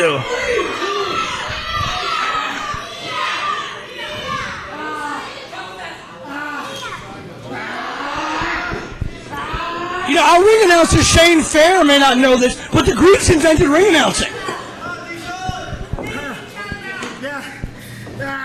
Tell me what to do. I know how to wrestle. Interacting with the crowd again, turning his back on his adversary. Our incredible MC and host of the evening, Shane Fair, leading us through all the action tonight at Guts and Glory Pro Wrestling. The dulcet tones, the golden voice, the presence. Oh, wait till you see the entrance he gives the main event. I'm looking forward to it.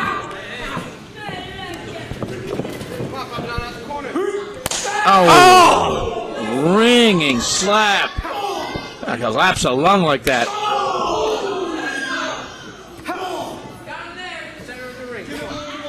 You know, besides being painful, slaps like that cause a wrestler to lose his breath, to lose his stamina. He's giving it right back. And Desean inflicting some punishment right back on the Papadon.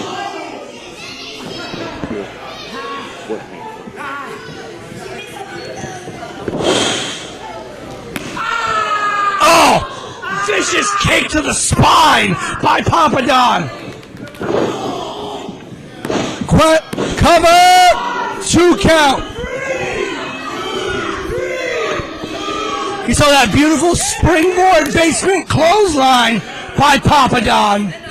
Vintage move there by Papadon. He's been pulling that move off for 23 years.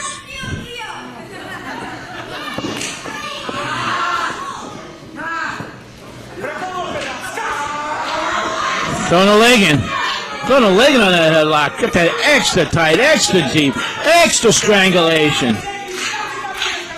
He's going to put him to sleep. Oh! Papadon wrenching back. You can see Deshaun Pratt looks like he is fading here. Ref checking. He's got to hold that arm up if he wants it to stop. 2-1 more. Oh, Deshaun Pratt. Not out for that rear naked choke. Front headlock, punches out again. Oh, caught him on the tights. Ow! Big back. Beautiful high impact slam there. Covered by Pop. 1, 2. Kicks out. How much punishment can one man take?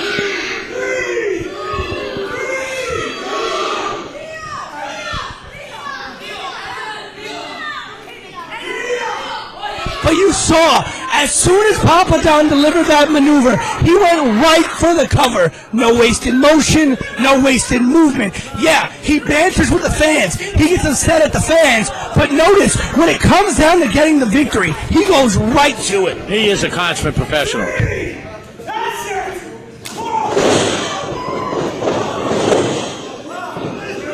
A bunny hop right on him with both heels of those boots, right to the abdomen, right to the solar plexus. That's another maneuver that'll cut the breath right out from you. It will. Both men down right now. This may be the opening that Pratt needs. I don't think he's going to get up first, and he does not.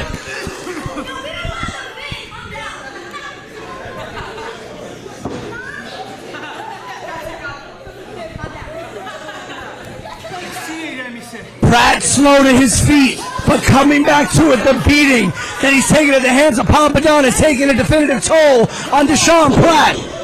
Counters with a blow to the face. Trading elbows to the face. The one time Papadon took a little too long to get to the offense, Deshaun Pratt was able to take advantage and cut him down. That's because he is one tough customer, too. But still, Papadon with the high ground. Papadon staying up. And beautiful drop toe hold trip variation there by Deshaun Pratt. And that running knee.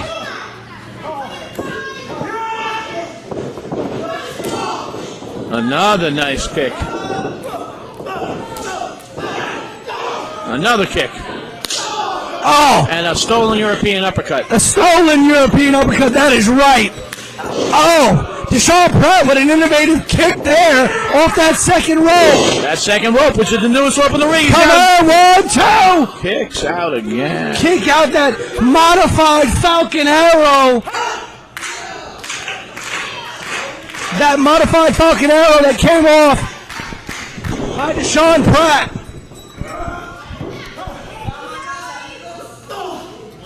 And Papadon was going for some offense again, and Pratt kicked him off. Beautiful high crossbody. Both legs hook. Come on. Kicks out again. That's got to be demoralizing at some point.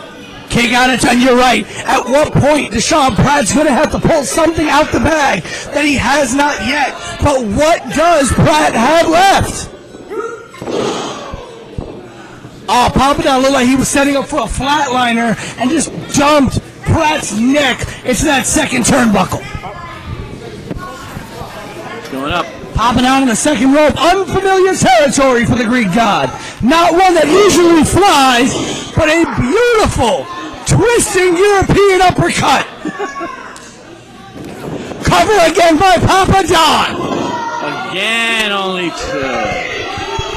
Gotta be frustrating to Papadon. 2.5. You wonder if the frustration will make someone get a mistake here.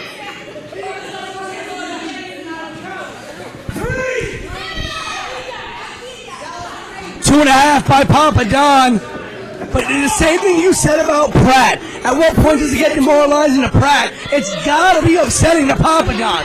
What do I have to do to put this kid down? Well, he's trying to soften him up with a couple of brutal kicks. One to the gut, one to the back. Not looking for a cover right this second, just looking to wear his adversary down, put him to sleep. Missed. Oh, went for a vicious kick to the head, roll up cover there. But Papadon kicking out at 1. To the ropes. He doesn't know where he is. Oh! Backbreaker. Beautiful backbreaker. Drop cover, 1, 2. Kicks out again.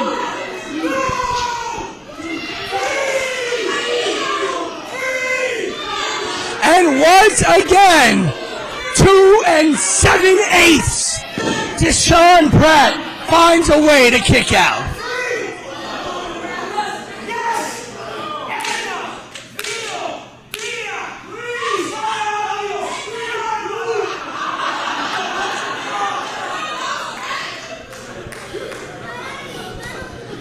Referee McGrady saying I counted 5 different times and all of them have been 2s. Papadon setting up for that pile driver, and God we trust. That's a long way to fall. That's a long way to come down hard.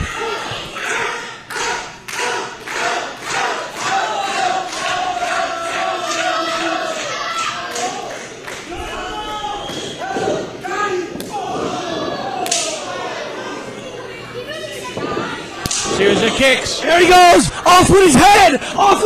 That's it for Desean Pratt. 1, 2. A foot on the rope. Papadon, Cagey veteran that he is. getting his foot on the ropes at the very last second. Desean Pratt connecting with that off with his head. That would have been it if Papadon had not gotten his foot on that bottom rope. It's a great job by the veteran. It's a good job by the referee to see that, too. A lot of refs would not have seen that.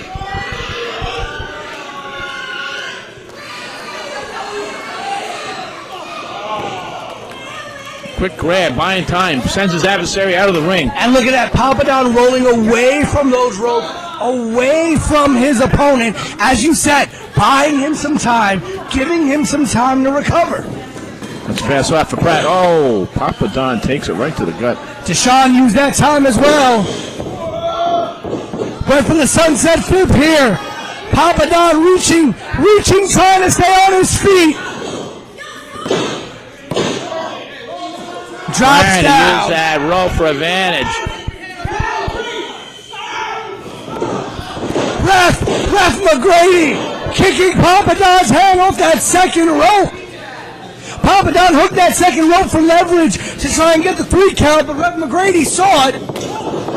Kicked his hand loose, almost contributed to a fall there himself.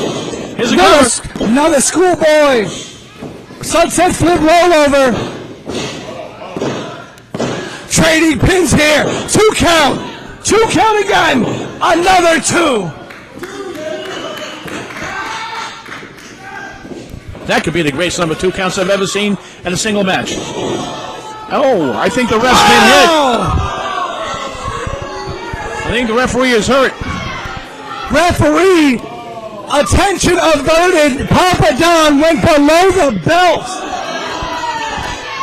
Setting him up. And God, we trust. And our God is Papadon. Cover. Counts 2 him out. count. No coming back from that. Is it? What a match. Here is your winner, the Greek God, Papadon. Now you called it from the minute he came out. All the compliments, all the names, all the experience, and he just outlasted his opponent in this match. Shown himself to be the outstanding star he's been for 23 years. 23 years and counting. For the Greek God, Papadon. You know, as hard as that match was, it was a very clean match, very skillful match, technical, violent and brutal.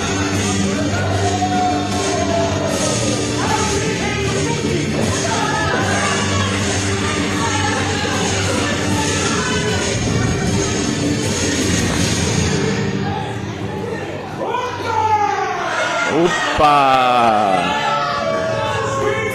Are smarter, better looking, and the greatest wrestlers in the world. We do everything better. Ask this guy's girlfriend, she'll tell you. She loves the gyro meat, extra white sauce. Papadon with the big victory here over Desean Pratt, the 23-year veteran, expounding on the greatness that is the Greeks. the Prince of Camden is Sean Pratt, everybody.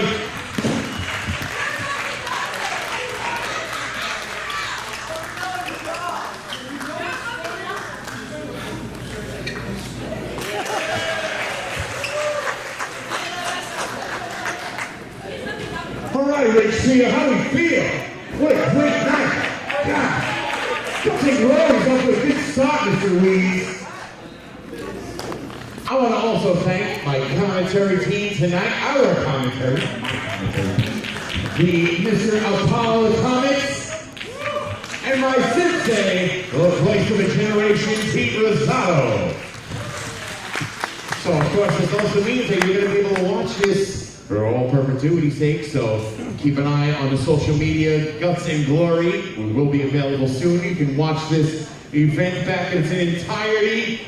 But right now, we've got a tag team match for you that's going to rip the doors off this place. Are you ready? Oh, I know I am. This is a big one. This next tag team match is scheduled for one fall. Introducing the first team.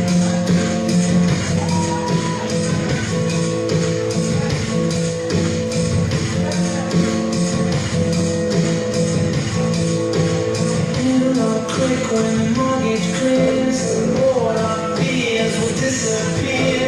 Let you go to bed, I'm staying here. I'm at another level that I wanna create. My skin feels like an orange peel. My eyes feel like you see them. Walking through like a squad of reels. Tag team match coming up. Coming out.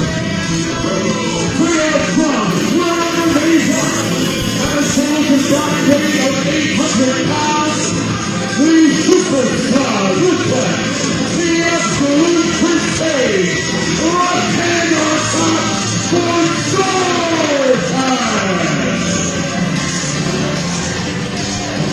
When you talk about one of the best tag teams in the New York, New Jersey area, many people do not mention the Zoltan, Absolute Kris Kage, and the Superstar Whiplash.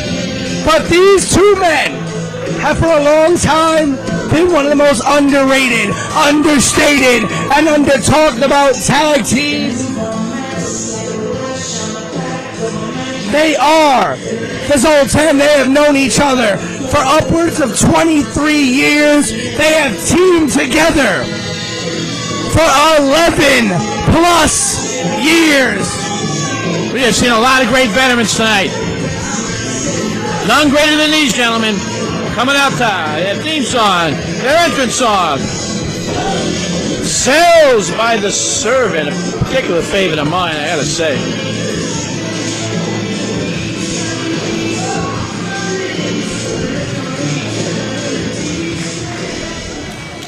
You know, and it is not often that you see Kris Kage, Absolute Kris Kage, lace the boots up anymore and put on the leather jacket. Normally you see Absolute Kris Kage walking alongside the 7-foot-tall storyteller, the man known as TJ Marconi, because that man, Absolute Kris Kage, La Camorra, the man that pulls all the strings.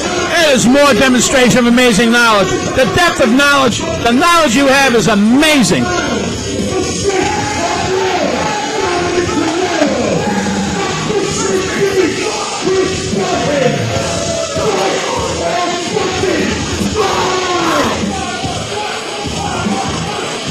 Once again tonight, a younger adversary coming out, looking like the house on fire. The last couple times, they have not won. They have not beat the veterans. They have not beat the experience. Well, listen, I will get to the incredible tag team and its fight or die in a second.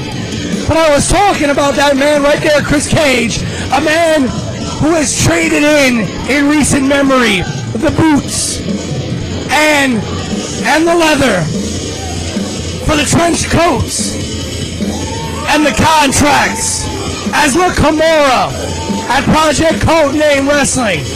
But don't fall asleep on Kris Kage. This is a man who, when he gets in that ring, is all business. And tonight, absolute Kris Kage is going to have to tap into something that he hasn't had to tap into for a long time. When he sets in that ring with Fight or Die, the Bushwick Beast, Chris Barton, Machine Gun Money, Dominick Denaro, these two boys right here are hungry beyond belief, and they will fight for everything that they can get, or they will die in that ring. Showing respect to the veterans that are the Zoltan. Rare handshake. First handshake we've seen tonight, I believe.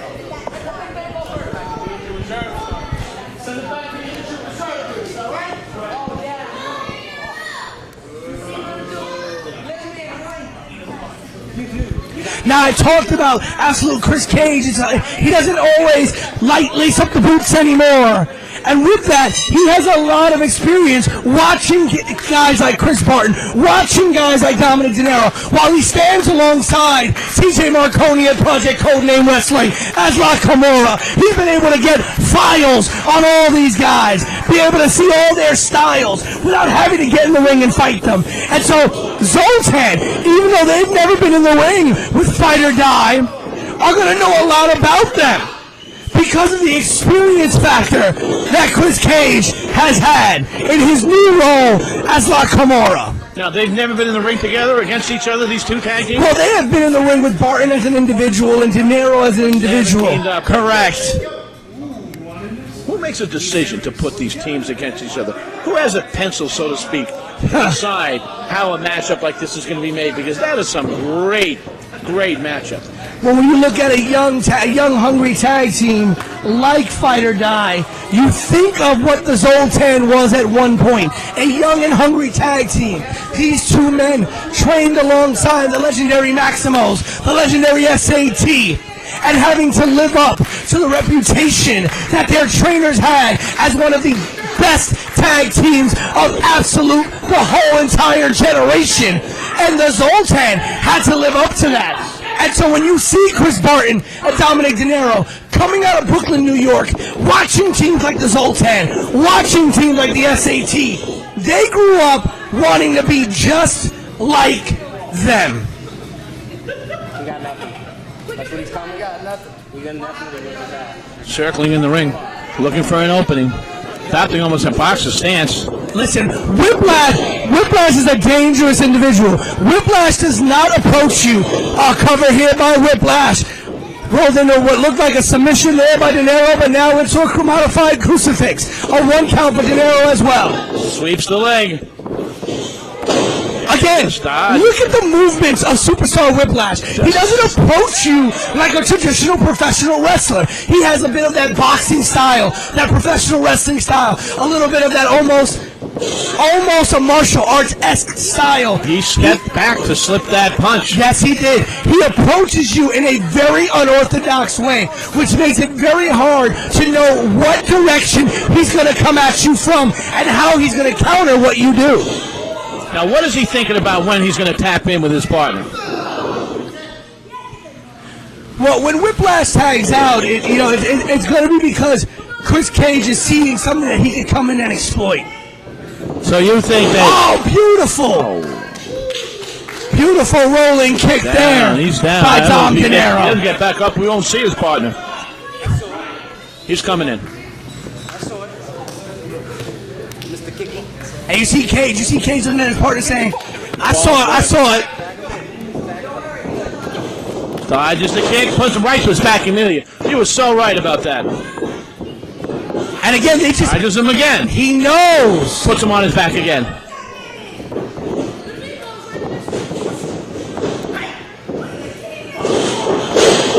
Big suplex, very fast. Oh, swivels the hips here. Kicks out. What a move. Doesn't look like an old veteran to me. Beautiful bridging. Listen, and that's what's so interesting about absolute Kris Kage. There's a lot of people that think Kris Kage has fallen off, that think Kris Kage is a little rusty because he decided to do the money move and step to the outside of the ring and help run the business decisions for TJ Marconi. Crisscrossing across But the he ring, has doubled not up. missed a beat. It's like riding a bike for Chris Cage. He knows exactly what to do, how to do it, and he does it better than 99% of the competitors that he's in that ring with. He is not even breathing hard. You are so right.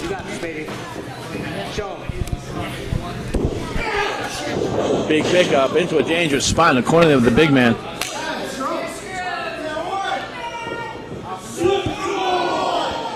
And again, Machine Gun Money tagging out to Chris Barton, the powerhouse that is Barton back in the ring, the Bushwick Beast. He is indeed. He is a big man. He's one of the biggest men, if not the biggest man we've seen tonight. And he has not even hit his prime yet. This is a kid who is barely 23 years. Is that true? That's hard to believe. He wasn't even born when some of these wrestlers started we've seen tonight. That's right. Uh-oh. Like putting a baby to bed.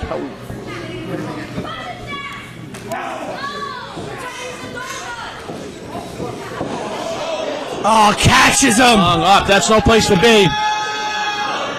Oh! Almost powerbomb whiplash through the ring. That could dislocate some vertebrae.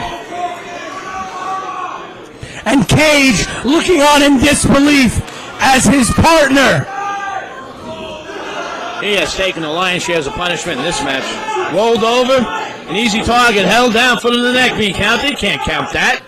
Can't hold a man down, foot in your neck, count Well, that. the foot wasn't on the neck, the foot was on his chest area, so it is considered a pin, but it almost got the win. That's how much that power bomb, how much damage that power bomb did to Whiplash. That's true. That cover, such a nonchalant cover there by Chris Barton, almost got them a 3.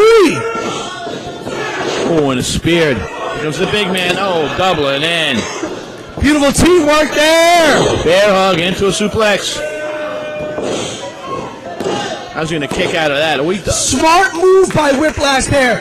Whiplash sat up after that suplex, that Uranagi suplex by Dominick Denaro, which meant that Chris Barton did not have a landing spot for that big splash, and he had to kind of hold back on it. And it really helped Whiplash because he didn't have to take the punishment of that big splash. That was a great attention to detail by you. I did not pick up on that.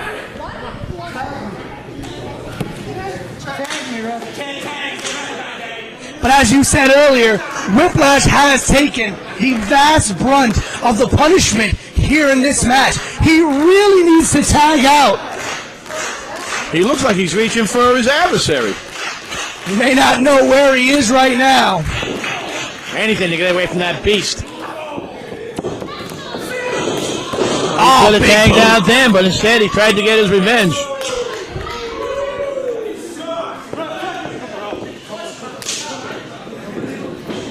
Big boot by Barton. Referee distracted, not a good look. No tag happened there, ladies and gentlemen. Technically, Dominick Denaro should not be the legal man. But because Ref Ozzy didn't see it, and he heard what he thinks was a tag sound, because Barton slapped his own hand, he had the idea that Denaro tagged in. But technically, no official tag was made, but the ref doesn't know that.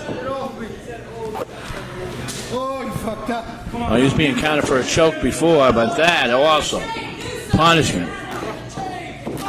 Comes 3, 2, 4,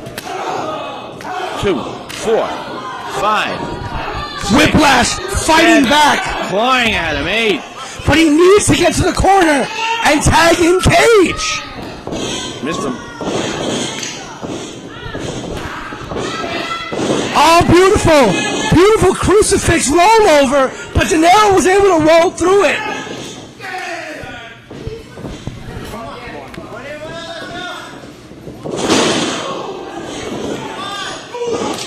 Beautiful neck breaker to the side of the knee, covered by Barton. And Cage getting in to break the pin. That would have been a 3 count right there. Cover again by Barton. I wonder if he's doing Whiplash any favors, leaving him in the middle of the ring like that. My goodness. Well, he broke up the pin, which is what mattered. But that very easily could have been a 3 count after that double team maneuver. And you've seen that well-oiled machine that is Fight or Die. How they tag regularly. They're regularly on shows together as a tag team. It's been a long time since Kage and Whiplash team. In fact, the last time they were involved in a tag team match with each other was well back, right before the pandemic started. That's so. I am not aware of that. It has been almost 2 years since these two men have been able to have a tag team match together. Now, Chris Kage has wrestled in a singles capacity in some places, and Whiplash has wrestled in a singles capacity in some places as well. But the last time these two men tagged was over a year ago. And you see the difference between two men who tag on a regular and two men who haven't had the ability to tag with each other in over a year. That's an excellent point. I think Whiplash and he's only tagged his partner once or twice at most. He's only been in the ring once or twice, and one time just to come in and break up a fall. In the corner now, tied up. Both look pretty tired. Turning that arm, trying to get a grip on it. Flinging him across the ring. Here we go, into the corner. Steps away. We saw a lot more of that before off that second rope. But a big factor tonight. And again, that unorthodox style of Whiplash. But he needs to make a tag to Chris Kage.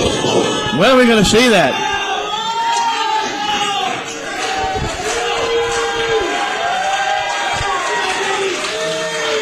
Both the shins of the solar plexus and the abdomen. Both men down. Whiplash has got to get to Kage. He's going to try. Denaro trying to stop him. He's tagged. Kage is in. Takes down Denaro. He's cleaning house. Trying to take down the big man, Barton. Oh.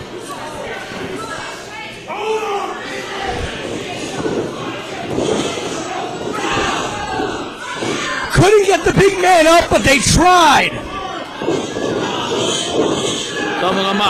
Big dump. He's not used to being handled like that big man. It is very rare that you see anybody manhandle Chris Barton like that. And it took 2 attempts by the Zoltan to get Barton up and over.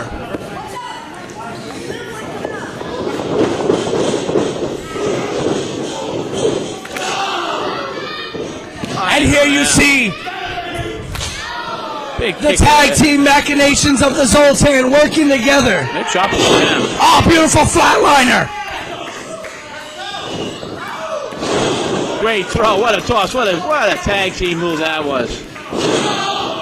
Missed him. Went for that senton, but came up a little short. May have done some damage to his own neck on that senton there. This may be the opening Fight or Die needs. Oh, vicious chop. Kick. Slam.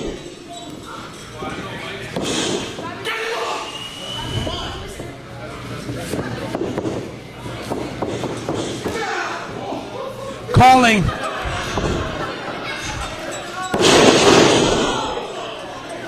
That looked Calling that double team maneuver was Dominick Denaro, and they hit it. But Kage is not out. Kage may be down, but he is not out. Oh, that high-low combination. There goes his partner. Up high, though. Whiplash up top, broke the count up. Onto the back. Very athletic move. Appreciative hand by the crowd. All the stops are pulled out here. They're leaving nothing. Nothing behind. Nothing in the tank. Nothing but guts. Nothing but a great performance. There's a reason why these two are called Fight or Die. But it also speaks to the testament of the Zoltan, how good they are as a team, how their veteran instincts to be able to continue fighting after all the punishment they've taken at the hands of Fight or Die. You know, usually in a match, especially a man like yourself, you can get a feeling of which way it's going. I can't tell who's going to come out at the top of this match. Neither can I. Huge stunner-like maneuver by Whiplash there. And Denaro hung up on the ropes. Look at that. Is out of this match for all intents and purposes. Missed the clothesline. Another stunner there. What a ride. He puts that big spine buster. Busts the ring.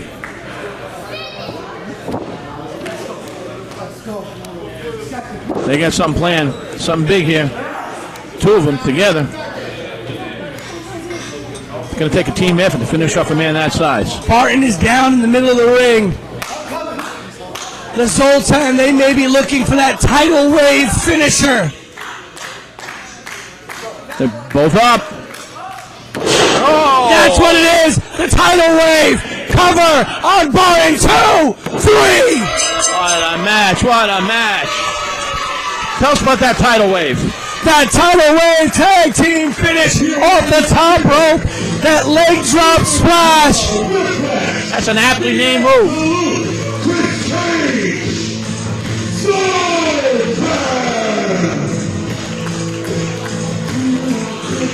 We've seen wrestlers win with stamina. We've seen wrestlers win with talent. We've seen wrestlers win with strength. Those two men won with guts, pure guts. And with the guts come the glory of victory. But as you said, on tonight's aptly named Guts and Glory, the Zoltan come out with a gutsy, hard-fought victory.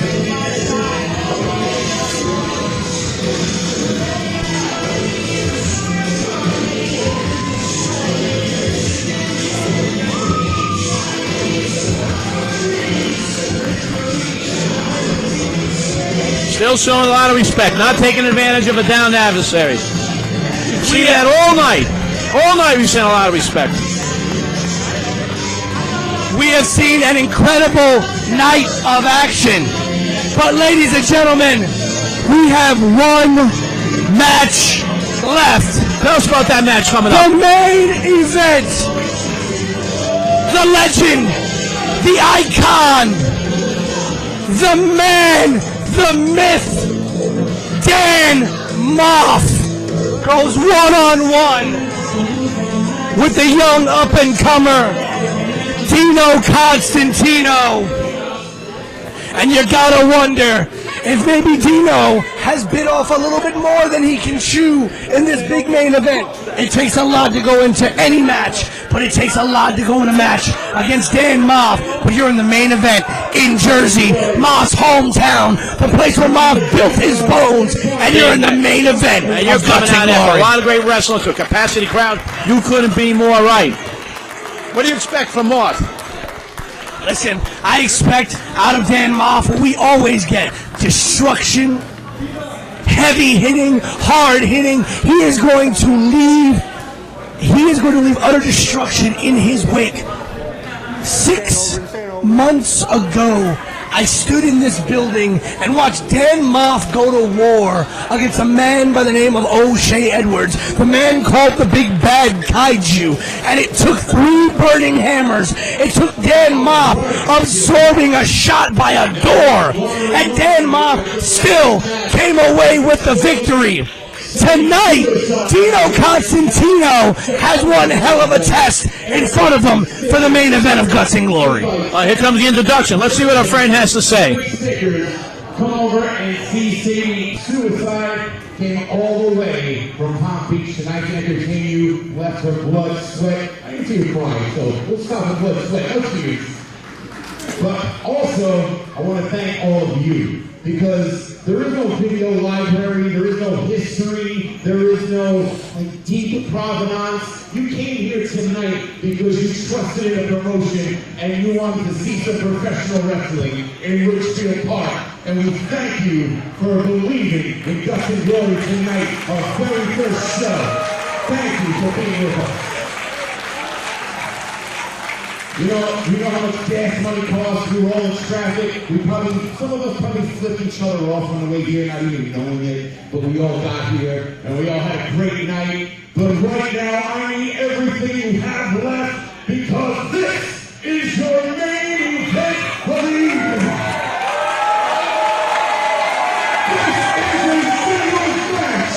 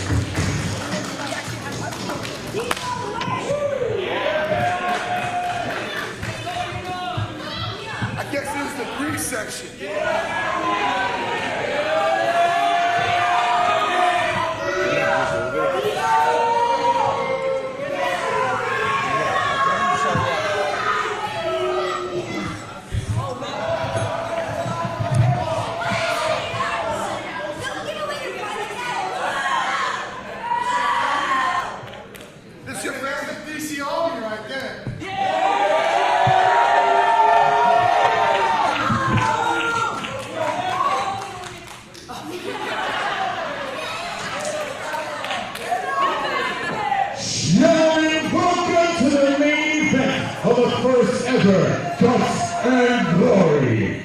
This is a singles match scheduled for one fall. Introducing first, in the far corner to my left, he is fighting out of Brooklyn, New York. He weighs at 220 pounds. This is Dio Constantino.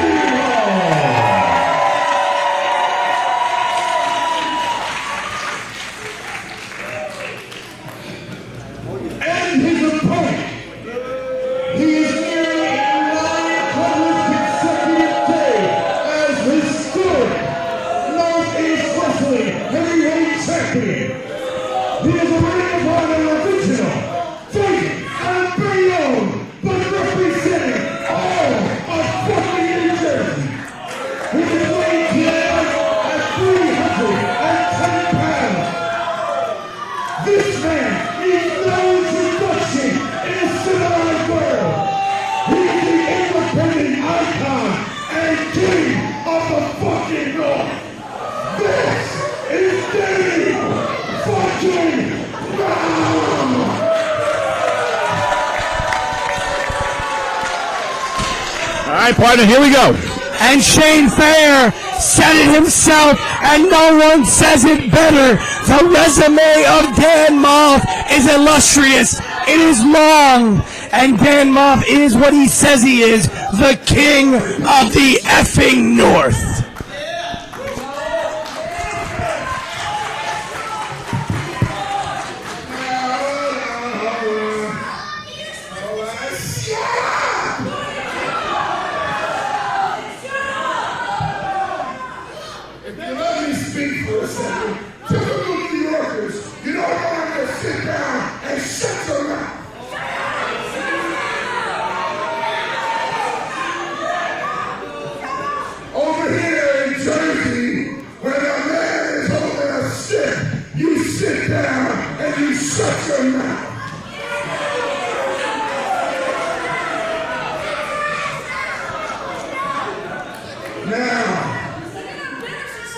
Listen,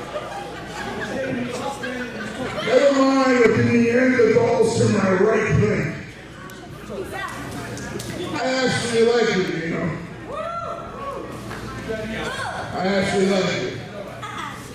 Today's the first day you debut your brand new Dino Constantino image. And I wish you nothing but the best.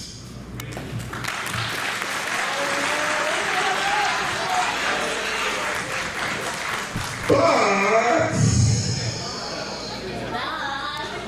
before we get down to all of the other BS that we're going to do tonight, I think it'll be fair, since I do consider you a friend, you know, we wish you a happy birthday. Because today is Dino's birthday. Who in the world thought it'd be a good birthday present for Dino Constantino to be in the ring with Dan Maff? No, it's not lucky around here tonight to be the birthday boy. No, not at all. How do you say happy birthday in Greek?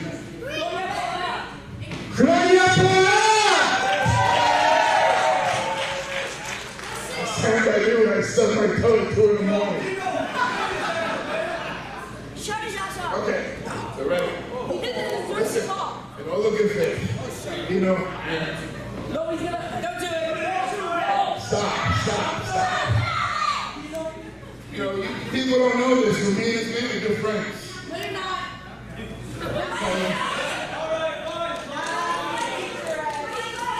Now listen, everybody join me please. Happy birthday to you.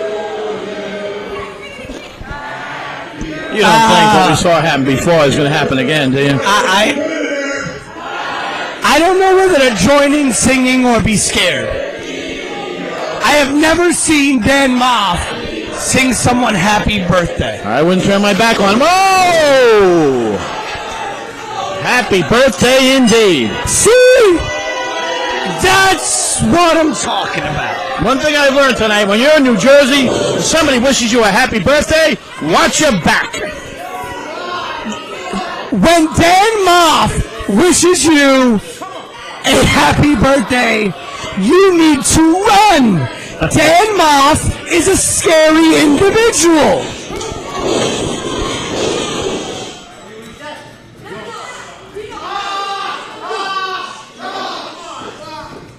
And I knew something was up because Dan Maff said he liked him. Dan Maff don't like anybody. He doesn't like a soul, right? Yeah. You know, in a boxing match, one of the things the refs tell you in every single match is protect yourself at all times.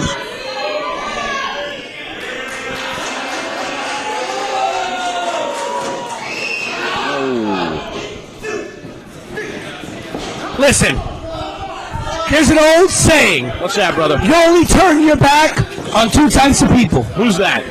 People you trust, Okay. or people you are not scared of.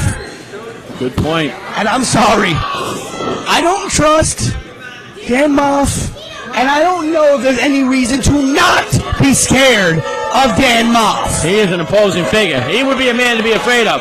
Okay. He might be afraid of no man and most animals, but he is a man to be You afraid know of. how there's people out here that say, oh, I wouldn't want to run into that man in a dark alley. I wouldn't want to run into him in Times Square at 2 o'clock in the afternoon. Well said. Let alone a dark alley. Well said, partner. Well said. Well, this is going to be a short match if this young man does not start doing something.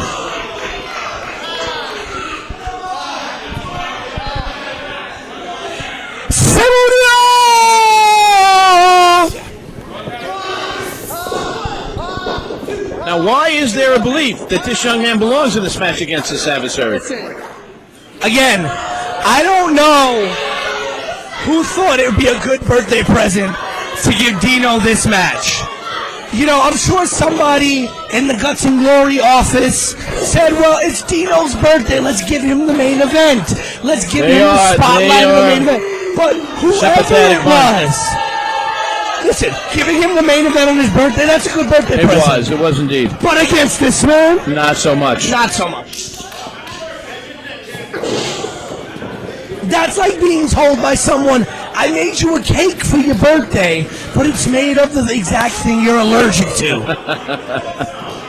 It's like, thanks, but no thanks. Listen, Dan Maff has been in the ring against a who's who of professional wrestling. He has been in there with men that have been on television, men who have signed contracts, men who are Hall of Famers. He's obviously the strongest man we've seen tonight. And how long has he been wrestling? Dan Maff is a 20-year plus wrestler. Has been in that ring for at least 20 years. Was, as Shane Fair said during his introduction, a true Ring of Honor original. When Ring of Honor first formed, Dan Maff was part of the original Ring of Honor. Wow. After leaving Ring of Honor, Dan Maff became known as one half of the Hit Squad, one of the most legendary tag teams in all of professional wrestling, alongside his partner Monster Mac.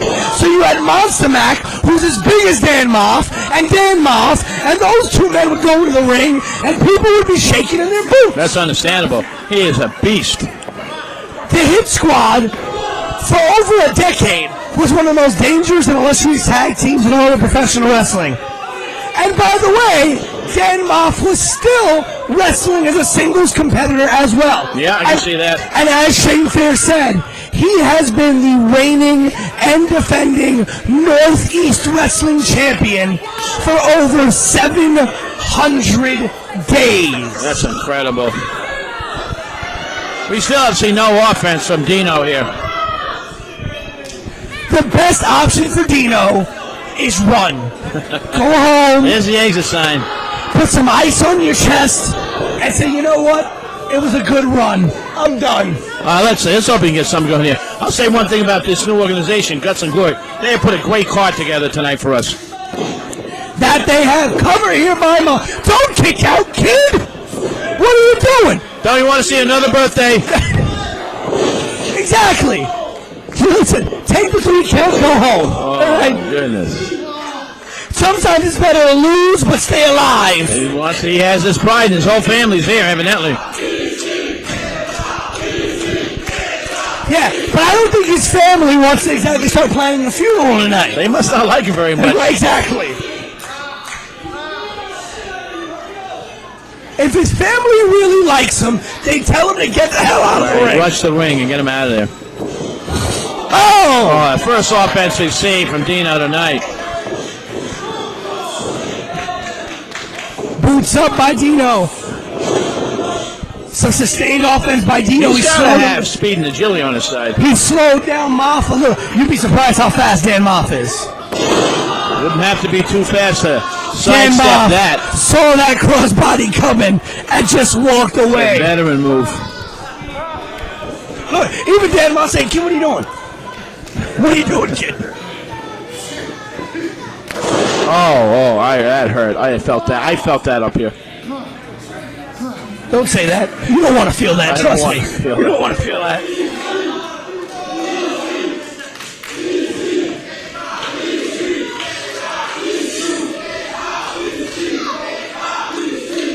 They're chanting this the wrong way. The crowd's chanting DC, and the other part of the crowd chanting Dan Maff. What did you mean to say? Is Dan Maff going to kill DC?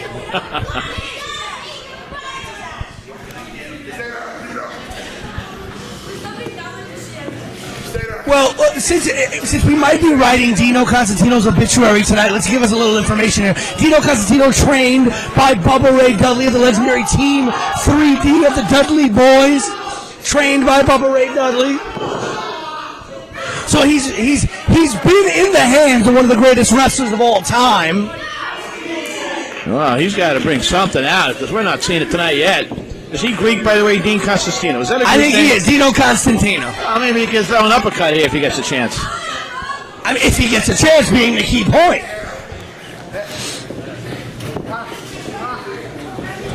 And you see, There's an uppercut. This is how good another. It is to watch a Dan Maff match. You see some of the talent from tonight's matches, from their earlier matches, coming out to watch Dan Maff perform. Big toss. That's our highest toss we've seen tonight. If anything, that is a show of respect for the legacy and the reputation and the resume that Dan Maff has. I think all the headliners are there. I think all the top wrestlers are out here, one place or another. You're looking around the ring, you can see them. Oh! Huge senton by Maff. Imagine that dropping down on you. There ain't no weighted blanket that's going to make you feel like that. I see Suntan Superman sitting right at ringside here watching this intently. He's into the ropes. Should be a respite. Listen, ain't no respite. You know, Dino is very unlucky that this match is happening in Jersey. You know, in New York City, you have to have an ambulance and a doctor in the building when you have a wrestling event. In New Jersey, you don't have to.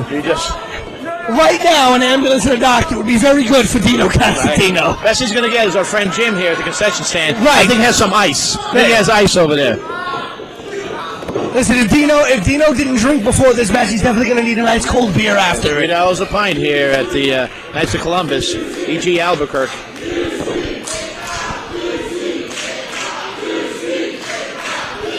Dino Constantino still fighting and crawling, using those ropes to get up, and Maff not letting up.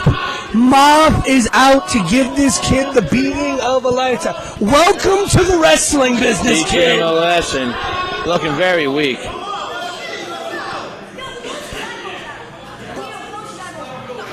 Welcome to the business, kid.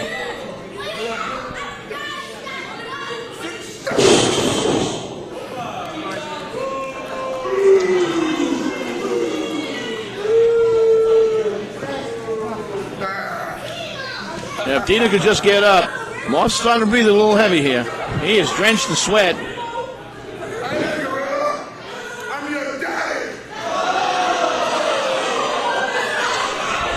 Who's your daddy?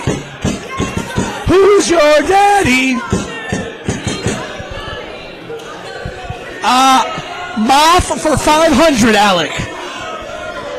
Ineffective uppercut. Another one. Struck home that time a little harder. You know, Dino, every time he throws a punch to Dan Maff, it's like an electric Pokemon trying to attack a rock Pokemon. He's wobbling. It's ineffective. Maff was wobbling. It was. And that is like throwing water on a fire. It's super effective.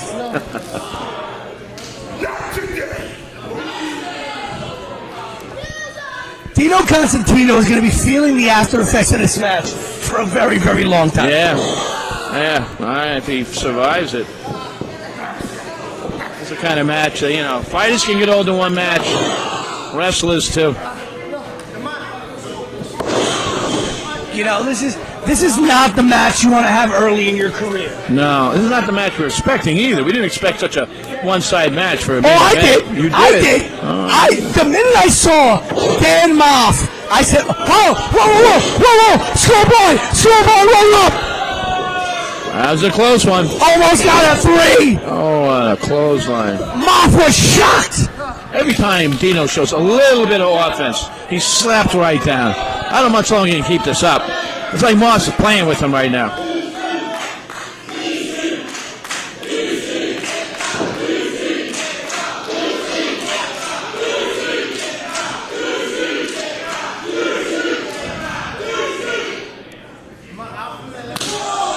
Big slap right down off his feet. That's the first time tonight we've seen a slap put a man off his feet. That just caved in Dino's chest. Did.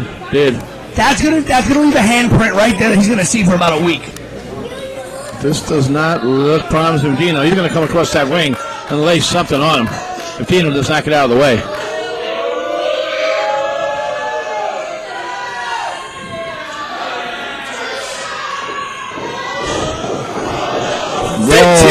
Dan Maff, the cannonball in the corner. Night, sleep tight, Dino Constantino. Out of the ring, taunting the fans. And out among Dino's family. That's their own fault. They've really been discourteous, don't you think?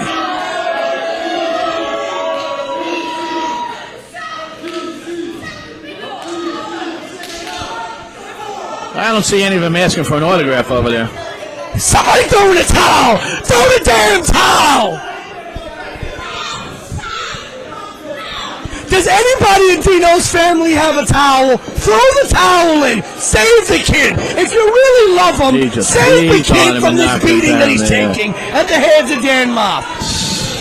If they loved him and cared about him, they would save him from this. It's turning into a death match, really.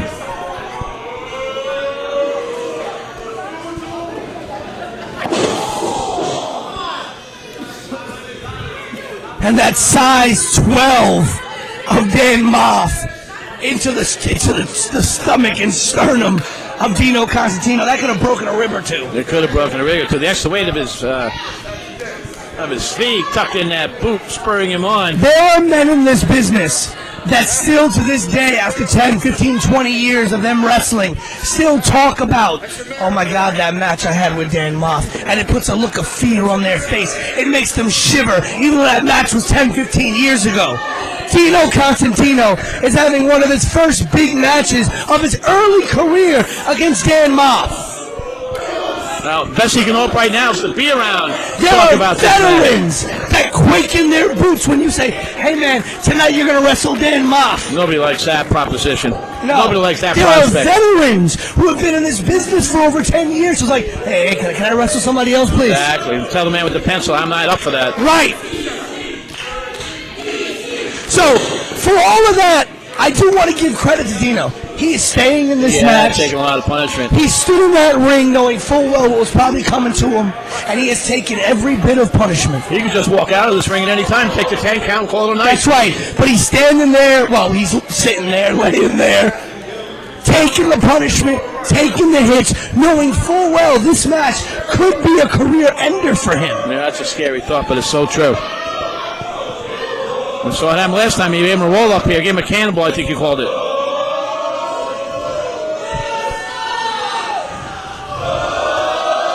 Ball for the crowd.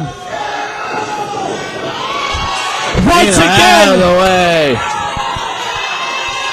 Once again to the well, and no goal for Dan Maff. Dino Constantino got out of the way of that cannonball. This might be it. Come on, kid. Give it everything you got. Shot. Shot. Shot again. Oh, flying drop kick. Big drop That's kick. old school. Come on, kid. Give it all you got. Fight back. Up and over for Constantino. Big shot from the outside. Quicker with that elbow. Up on the top rope. Oh, big splash. Get it, kid. Get it. Oh, kicked out again. How many times have we seen that tonight? So close for Dino Constantino. Well, let's see if we can keep it going. That's all the offense we've seen him tonight. Come on, kid. Make your name. Almost. I tried. Big slam. You did. I tried. That's it. Kicks out. Whoa. Why can't Moss finish him? What's this kid got in the tank? And he's still in this match. Listen, I think we just saw what he had left in the tank. And he gave it his best shot. He got about 2.5 on Maff. But Maff still kicked out. He did. He did. I'm impressed he's still in there, though.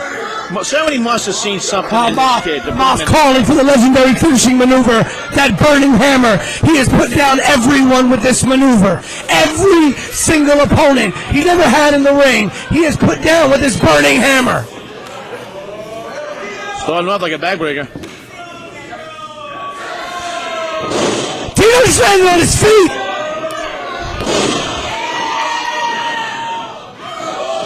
Dino landed on his feet. Kicked out of it. Avoided the burning hammer. Ding dong. Bing bong. Hello. Ref stops a count here. I know it may be the middle of summer, but that's what we call a seasonal nutcracker. Before, Nash up on his feet. Dino up on his feet. Turn around. Gonna go back to that burning hammer? Nope. Setting up for a suplex here. But cover. 1, 2. Oh my God. Dino Constantino almost walked away with the biggest victory of his life. That was close. Showing a little life here now. Showing life now. Showing a lot of life here now. He took this match 2 times already. Doesn't seem it's going to end with a cover, though. It seems like something violent's going to have to happen here to bring this match to a conclusion.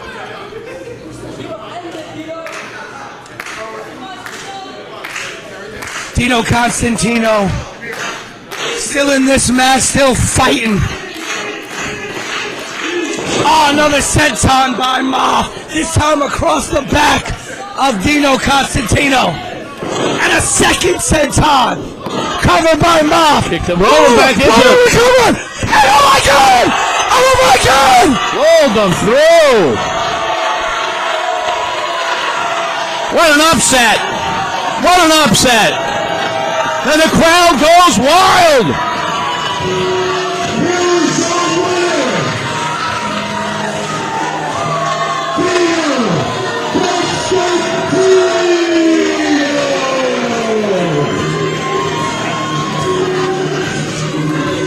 In all my life, in my 10 years of calling professional wrestling commentary, I have never seen such a come-from-behind victory like that.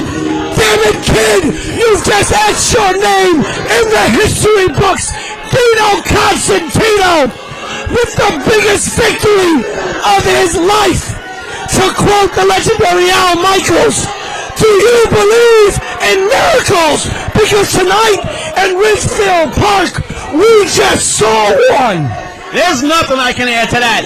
There's nothing I can add to that. Well said.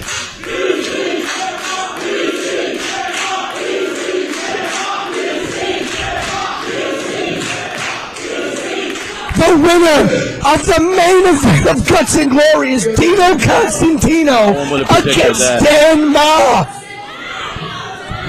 Dan Ma offering his hand. I don't know if I would take it. You just made your bones. Helps him to his feet.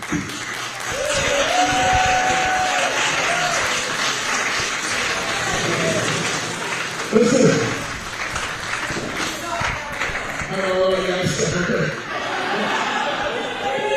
Seems he's got like a rib injury there. Show respect here by Maff. Today, my job was for you people to hate me. Shut up! I'm working a promo!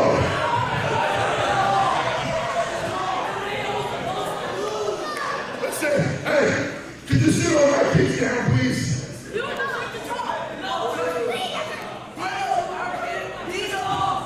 Shut up! Dino. Since the day I met you, people, Will and Maximo introduced me to you, and they asked me to help them out. And, they said, listen, we're not going to tell you much about him. Just learn for yourself. I said, okay.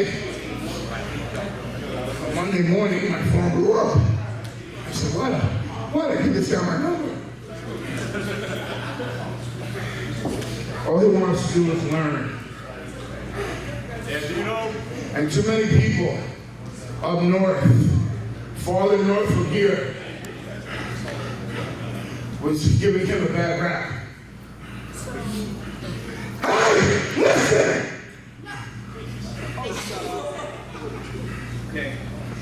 They was giving this man a bad rap. And there's too much of that shit going on in this business right now. Too many people giving this kid a bad rap because they don't know him. We're gonna say, oh, he's from freaking New York. He's got an act up attitude. He's unteachable. He's a hard-headed, and his attitude sucks. No, maybe you people haven't gotten a chance to get to know this fucking kid.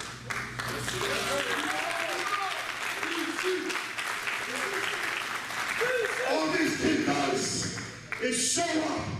He puts up chairs if he has to. He puts up the ring if he has to. He doesn't say a goddamn thing back. He keeps his mouth shut He keeps his ears open. And he's nothing but a sponge, taking in as much information as he can. And he's got no problem every day telling me that he's the future box office attraction. Uh-oh. You got that all right, man. You got that all right. The future megastar of this baby. He really said some shit to me every day, Barton. I'm not kidding. Every fucking day. But you know, listen, all BS aside, man, we had a job to do tonight. I hope we did it. I hope I did my job to my satisfaction for you. I hope people open their eyes now and take you serious and look at you and look in those eyes. Okay, I see nothing but a kid who's young and hungry, and he's looking to go through any single obstacle you put in front of him. Just give him a fair friggin' playing field of the bullshit, of the lies, of the stereotypes, and give kids like this. Give kids like fucking Denaro. Give kids like what? Give kids like, yeah, even you. Give these people the honest rock at this business. Put the bullshit aside. Because that's where I'm here. But I'm okay with that. Because you know what? That's my path. Jimmy, I guess that's our path. Making stars. Keep making players for tomorrow. I guess that's what we gotta do. So Dino, listen, these are your people. This is your night. I'm gonna leave you with the ring. We love you, Dino! It is a very, very rare moment in history when Dan Maff puts his stamp of approval on somebody. But when he does, it means everything. Well said, well said. Leaves him with the ring. Leaves him with the ring. 20 plus. Oh!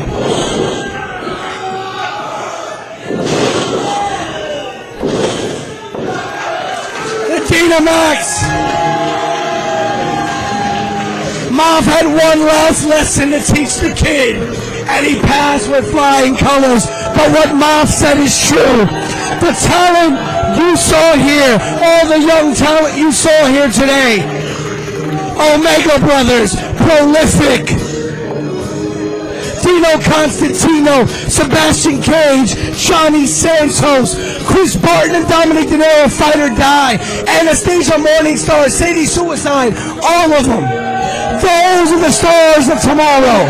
That is a great way to sum it up, my friend. A great way to sum it up, and a great night of wrestling. Here, Guts and Glories, first show ever at the E.G. Albuquerque Knights of Columbus Hall, beautiful Ridgefield, New Jersey. Ladies and gentlemen, for Guts and Glory Pro Wrestling, I am the voice of a generation, Pete Rosado. Until the next time, enjoy your summer. We will see you when Guts and Glories return.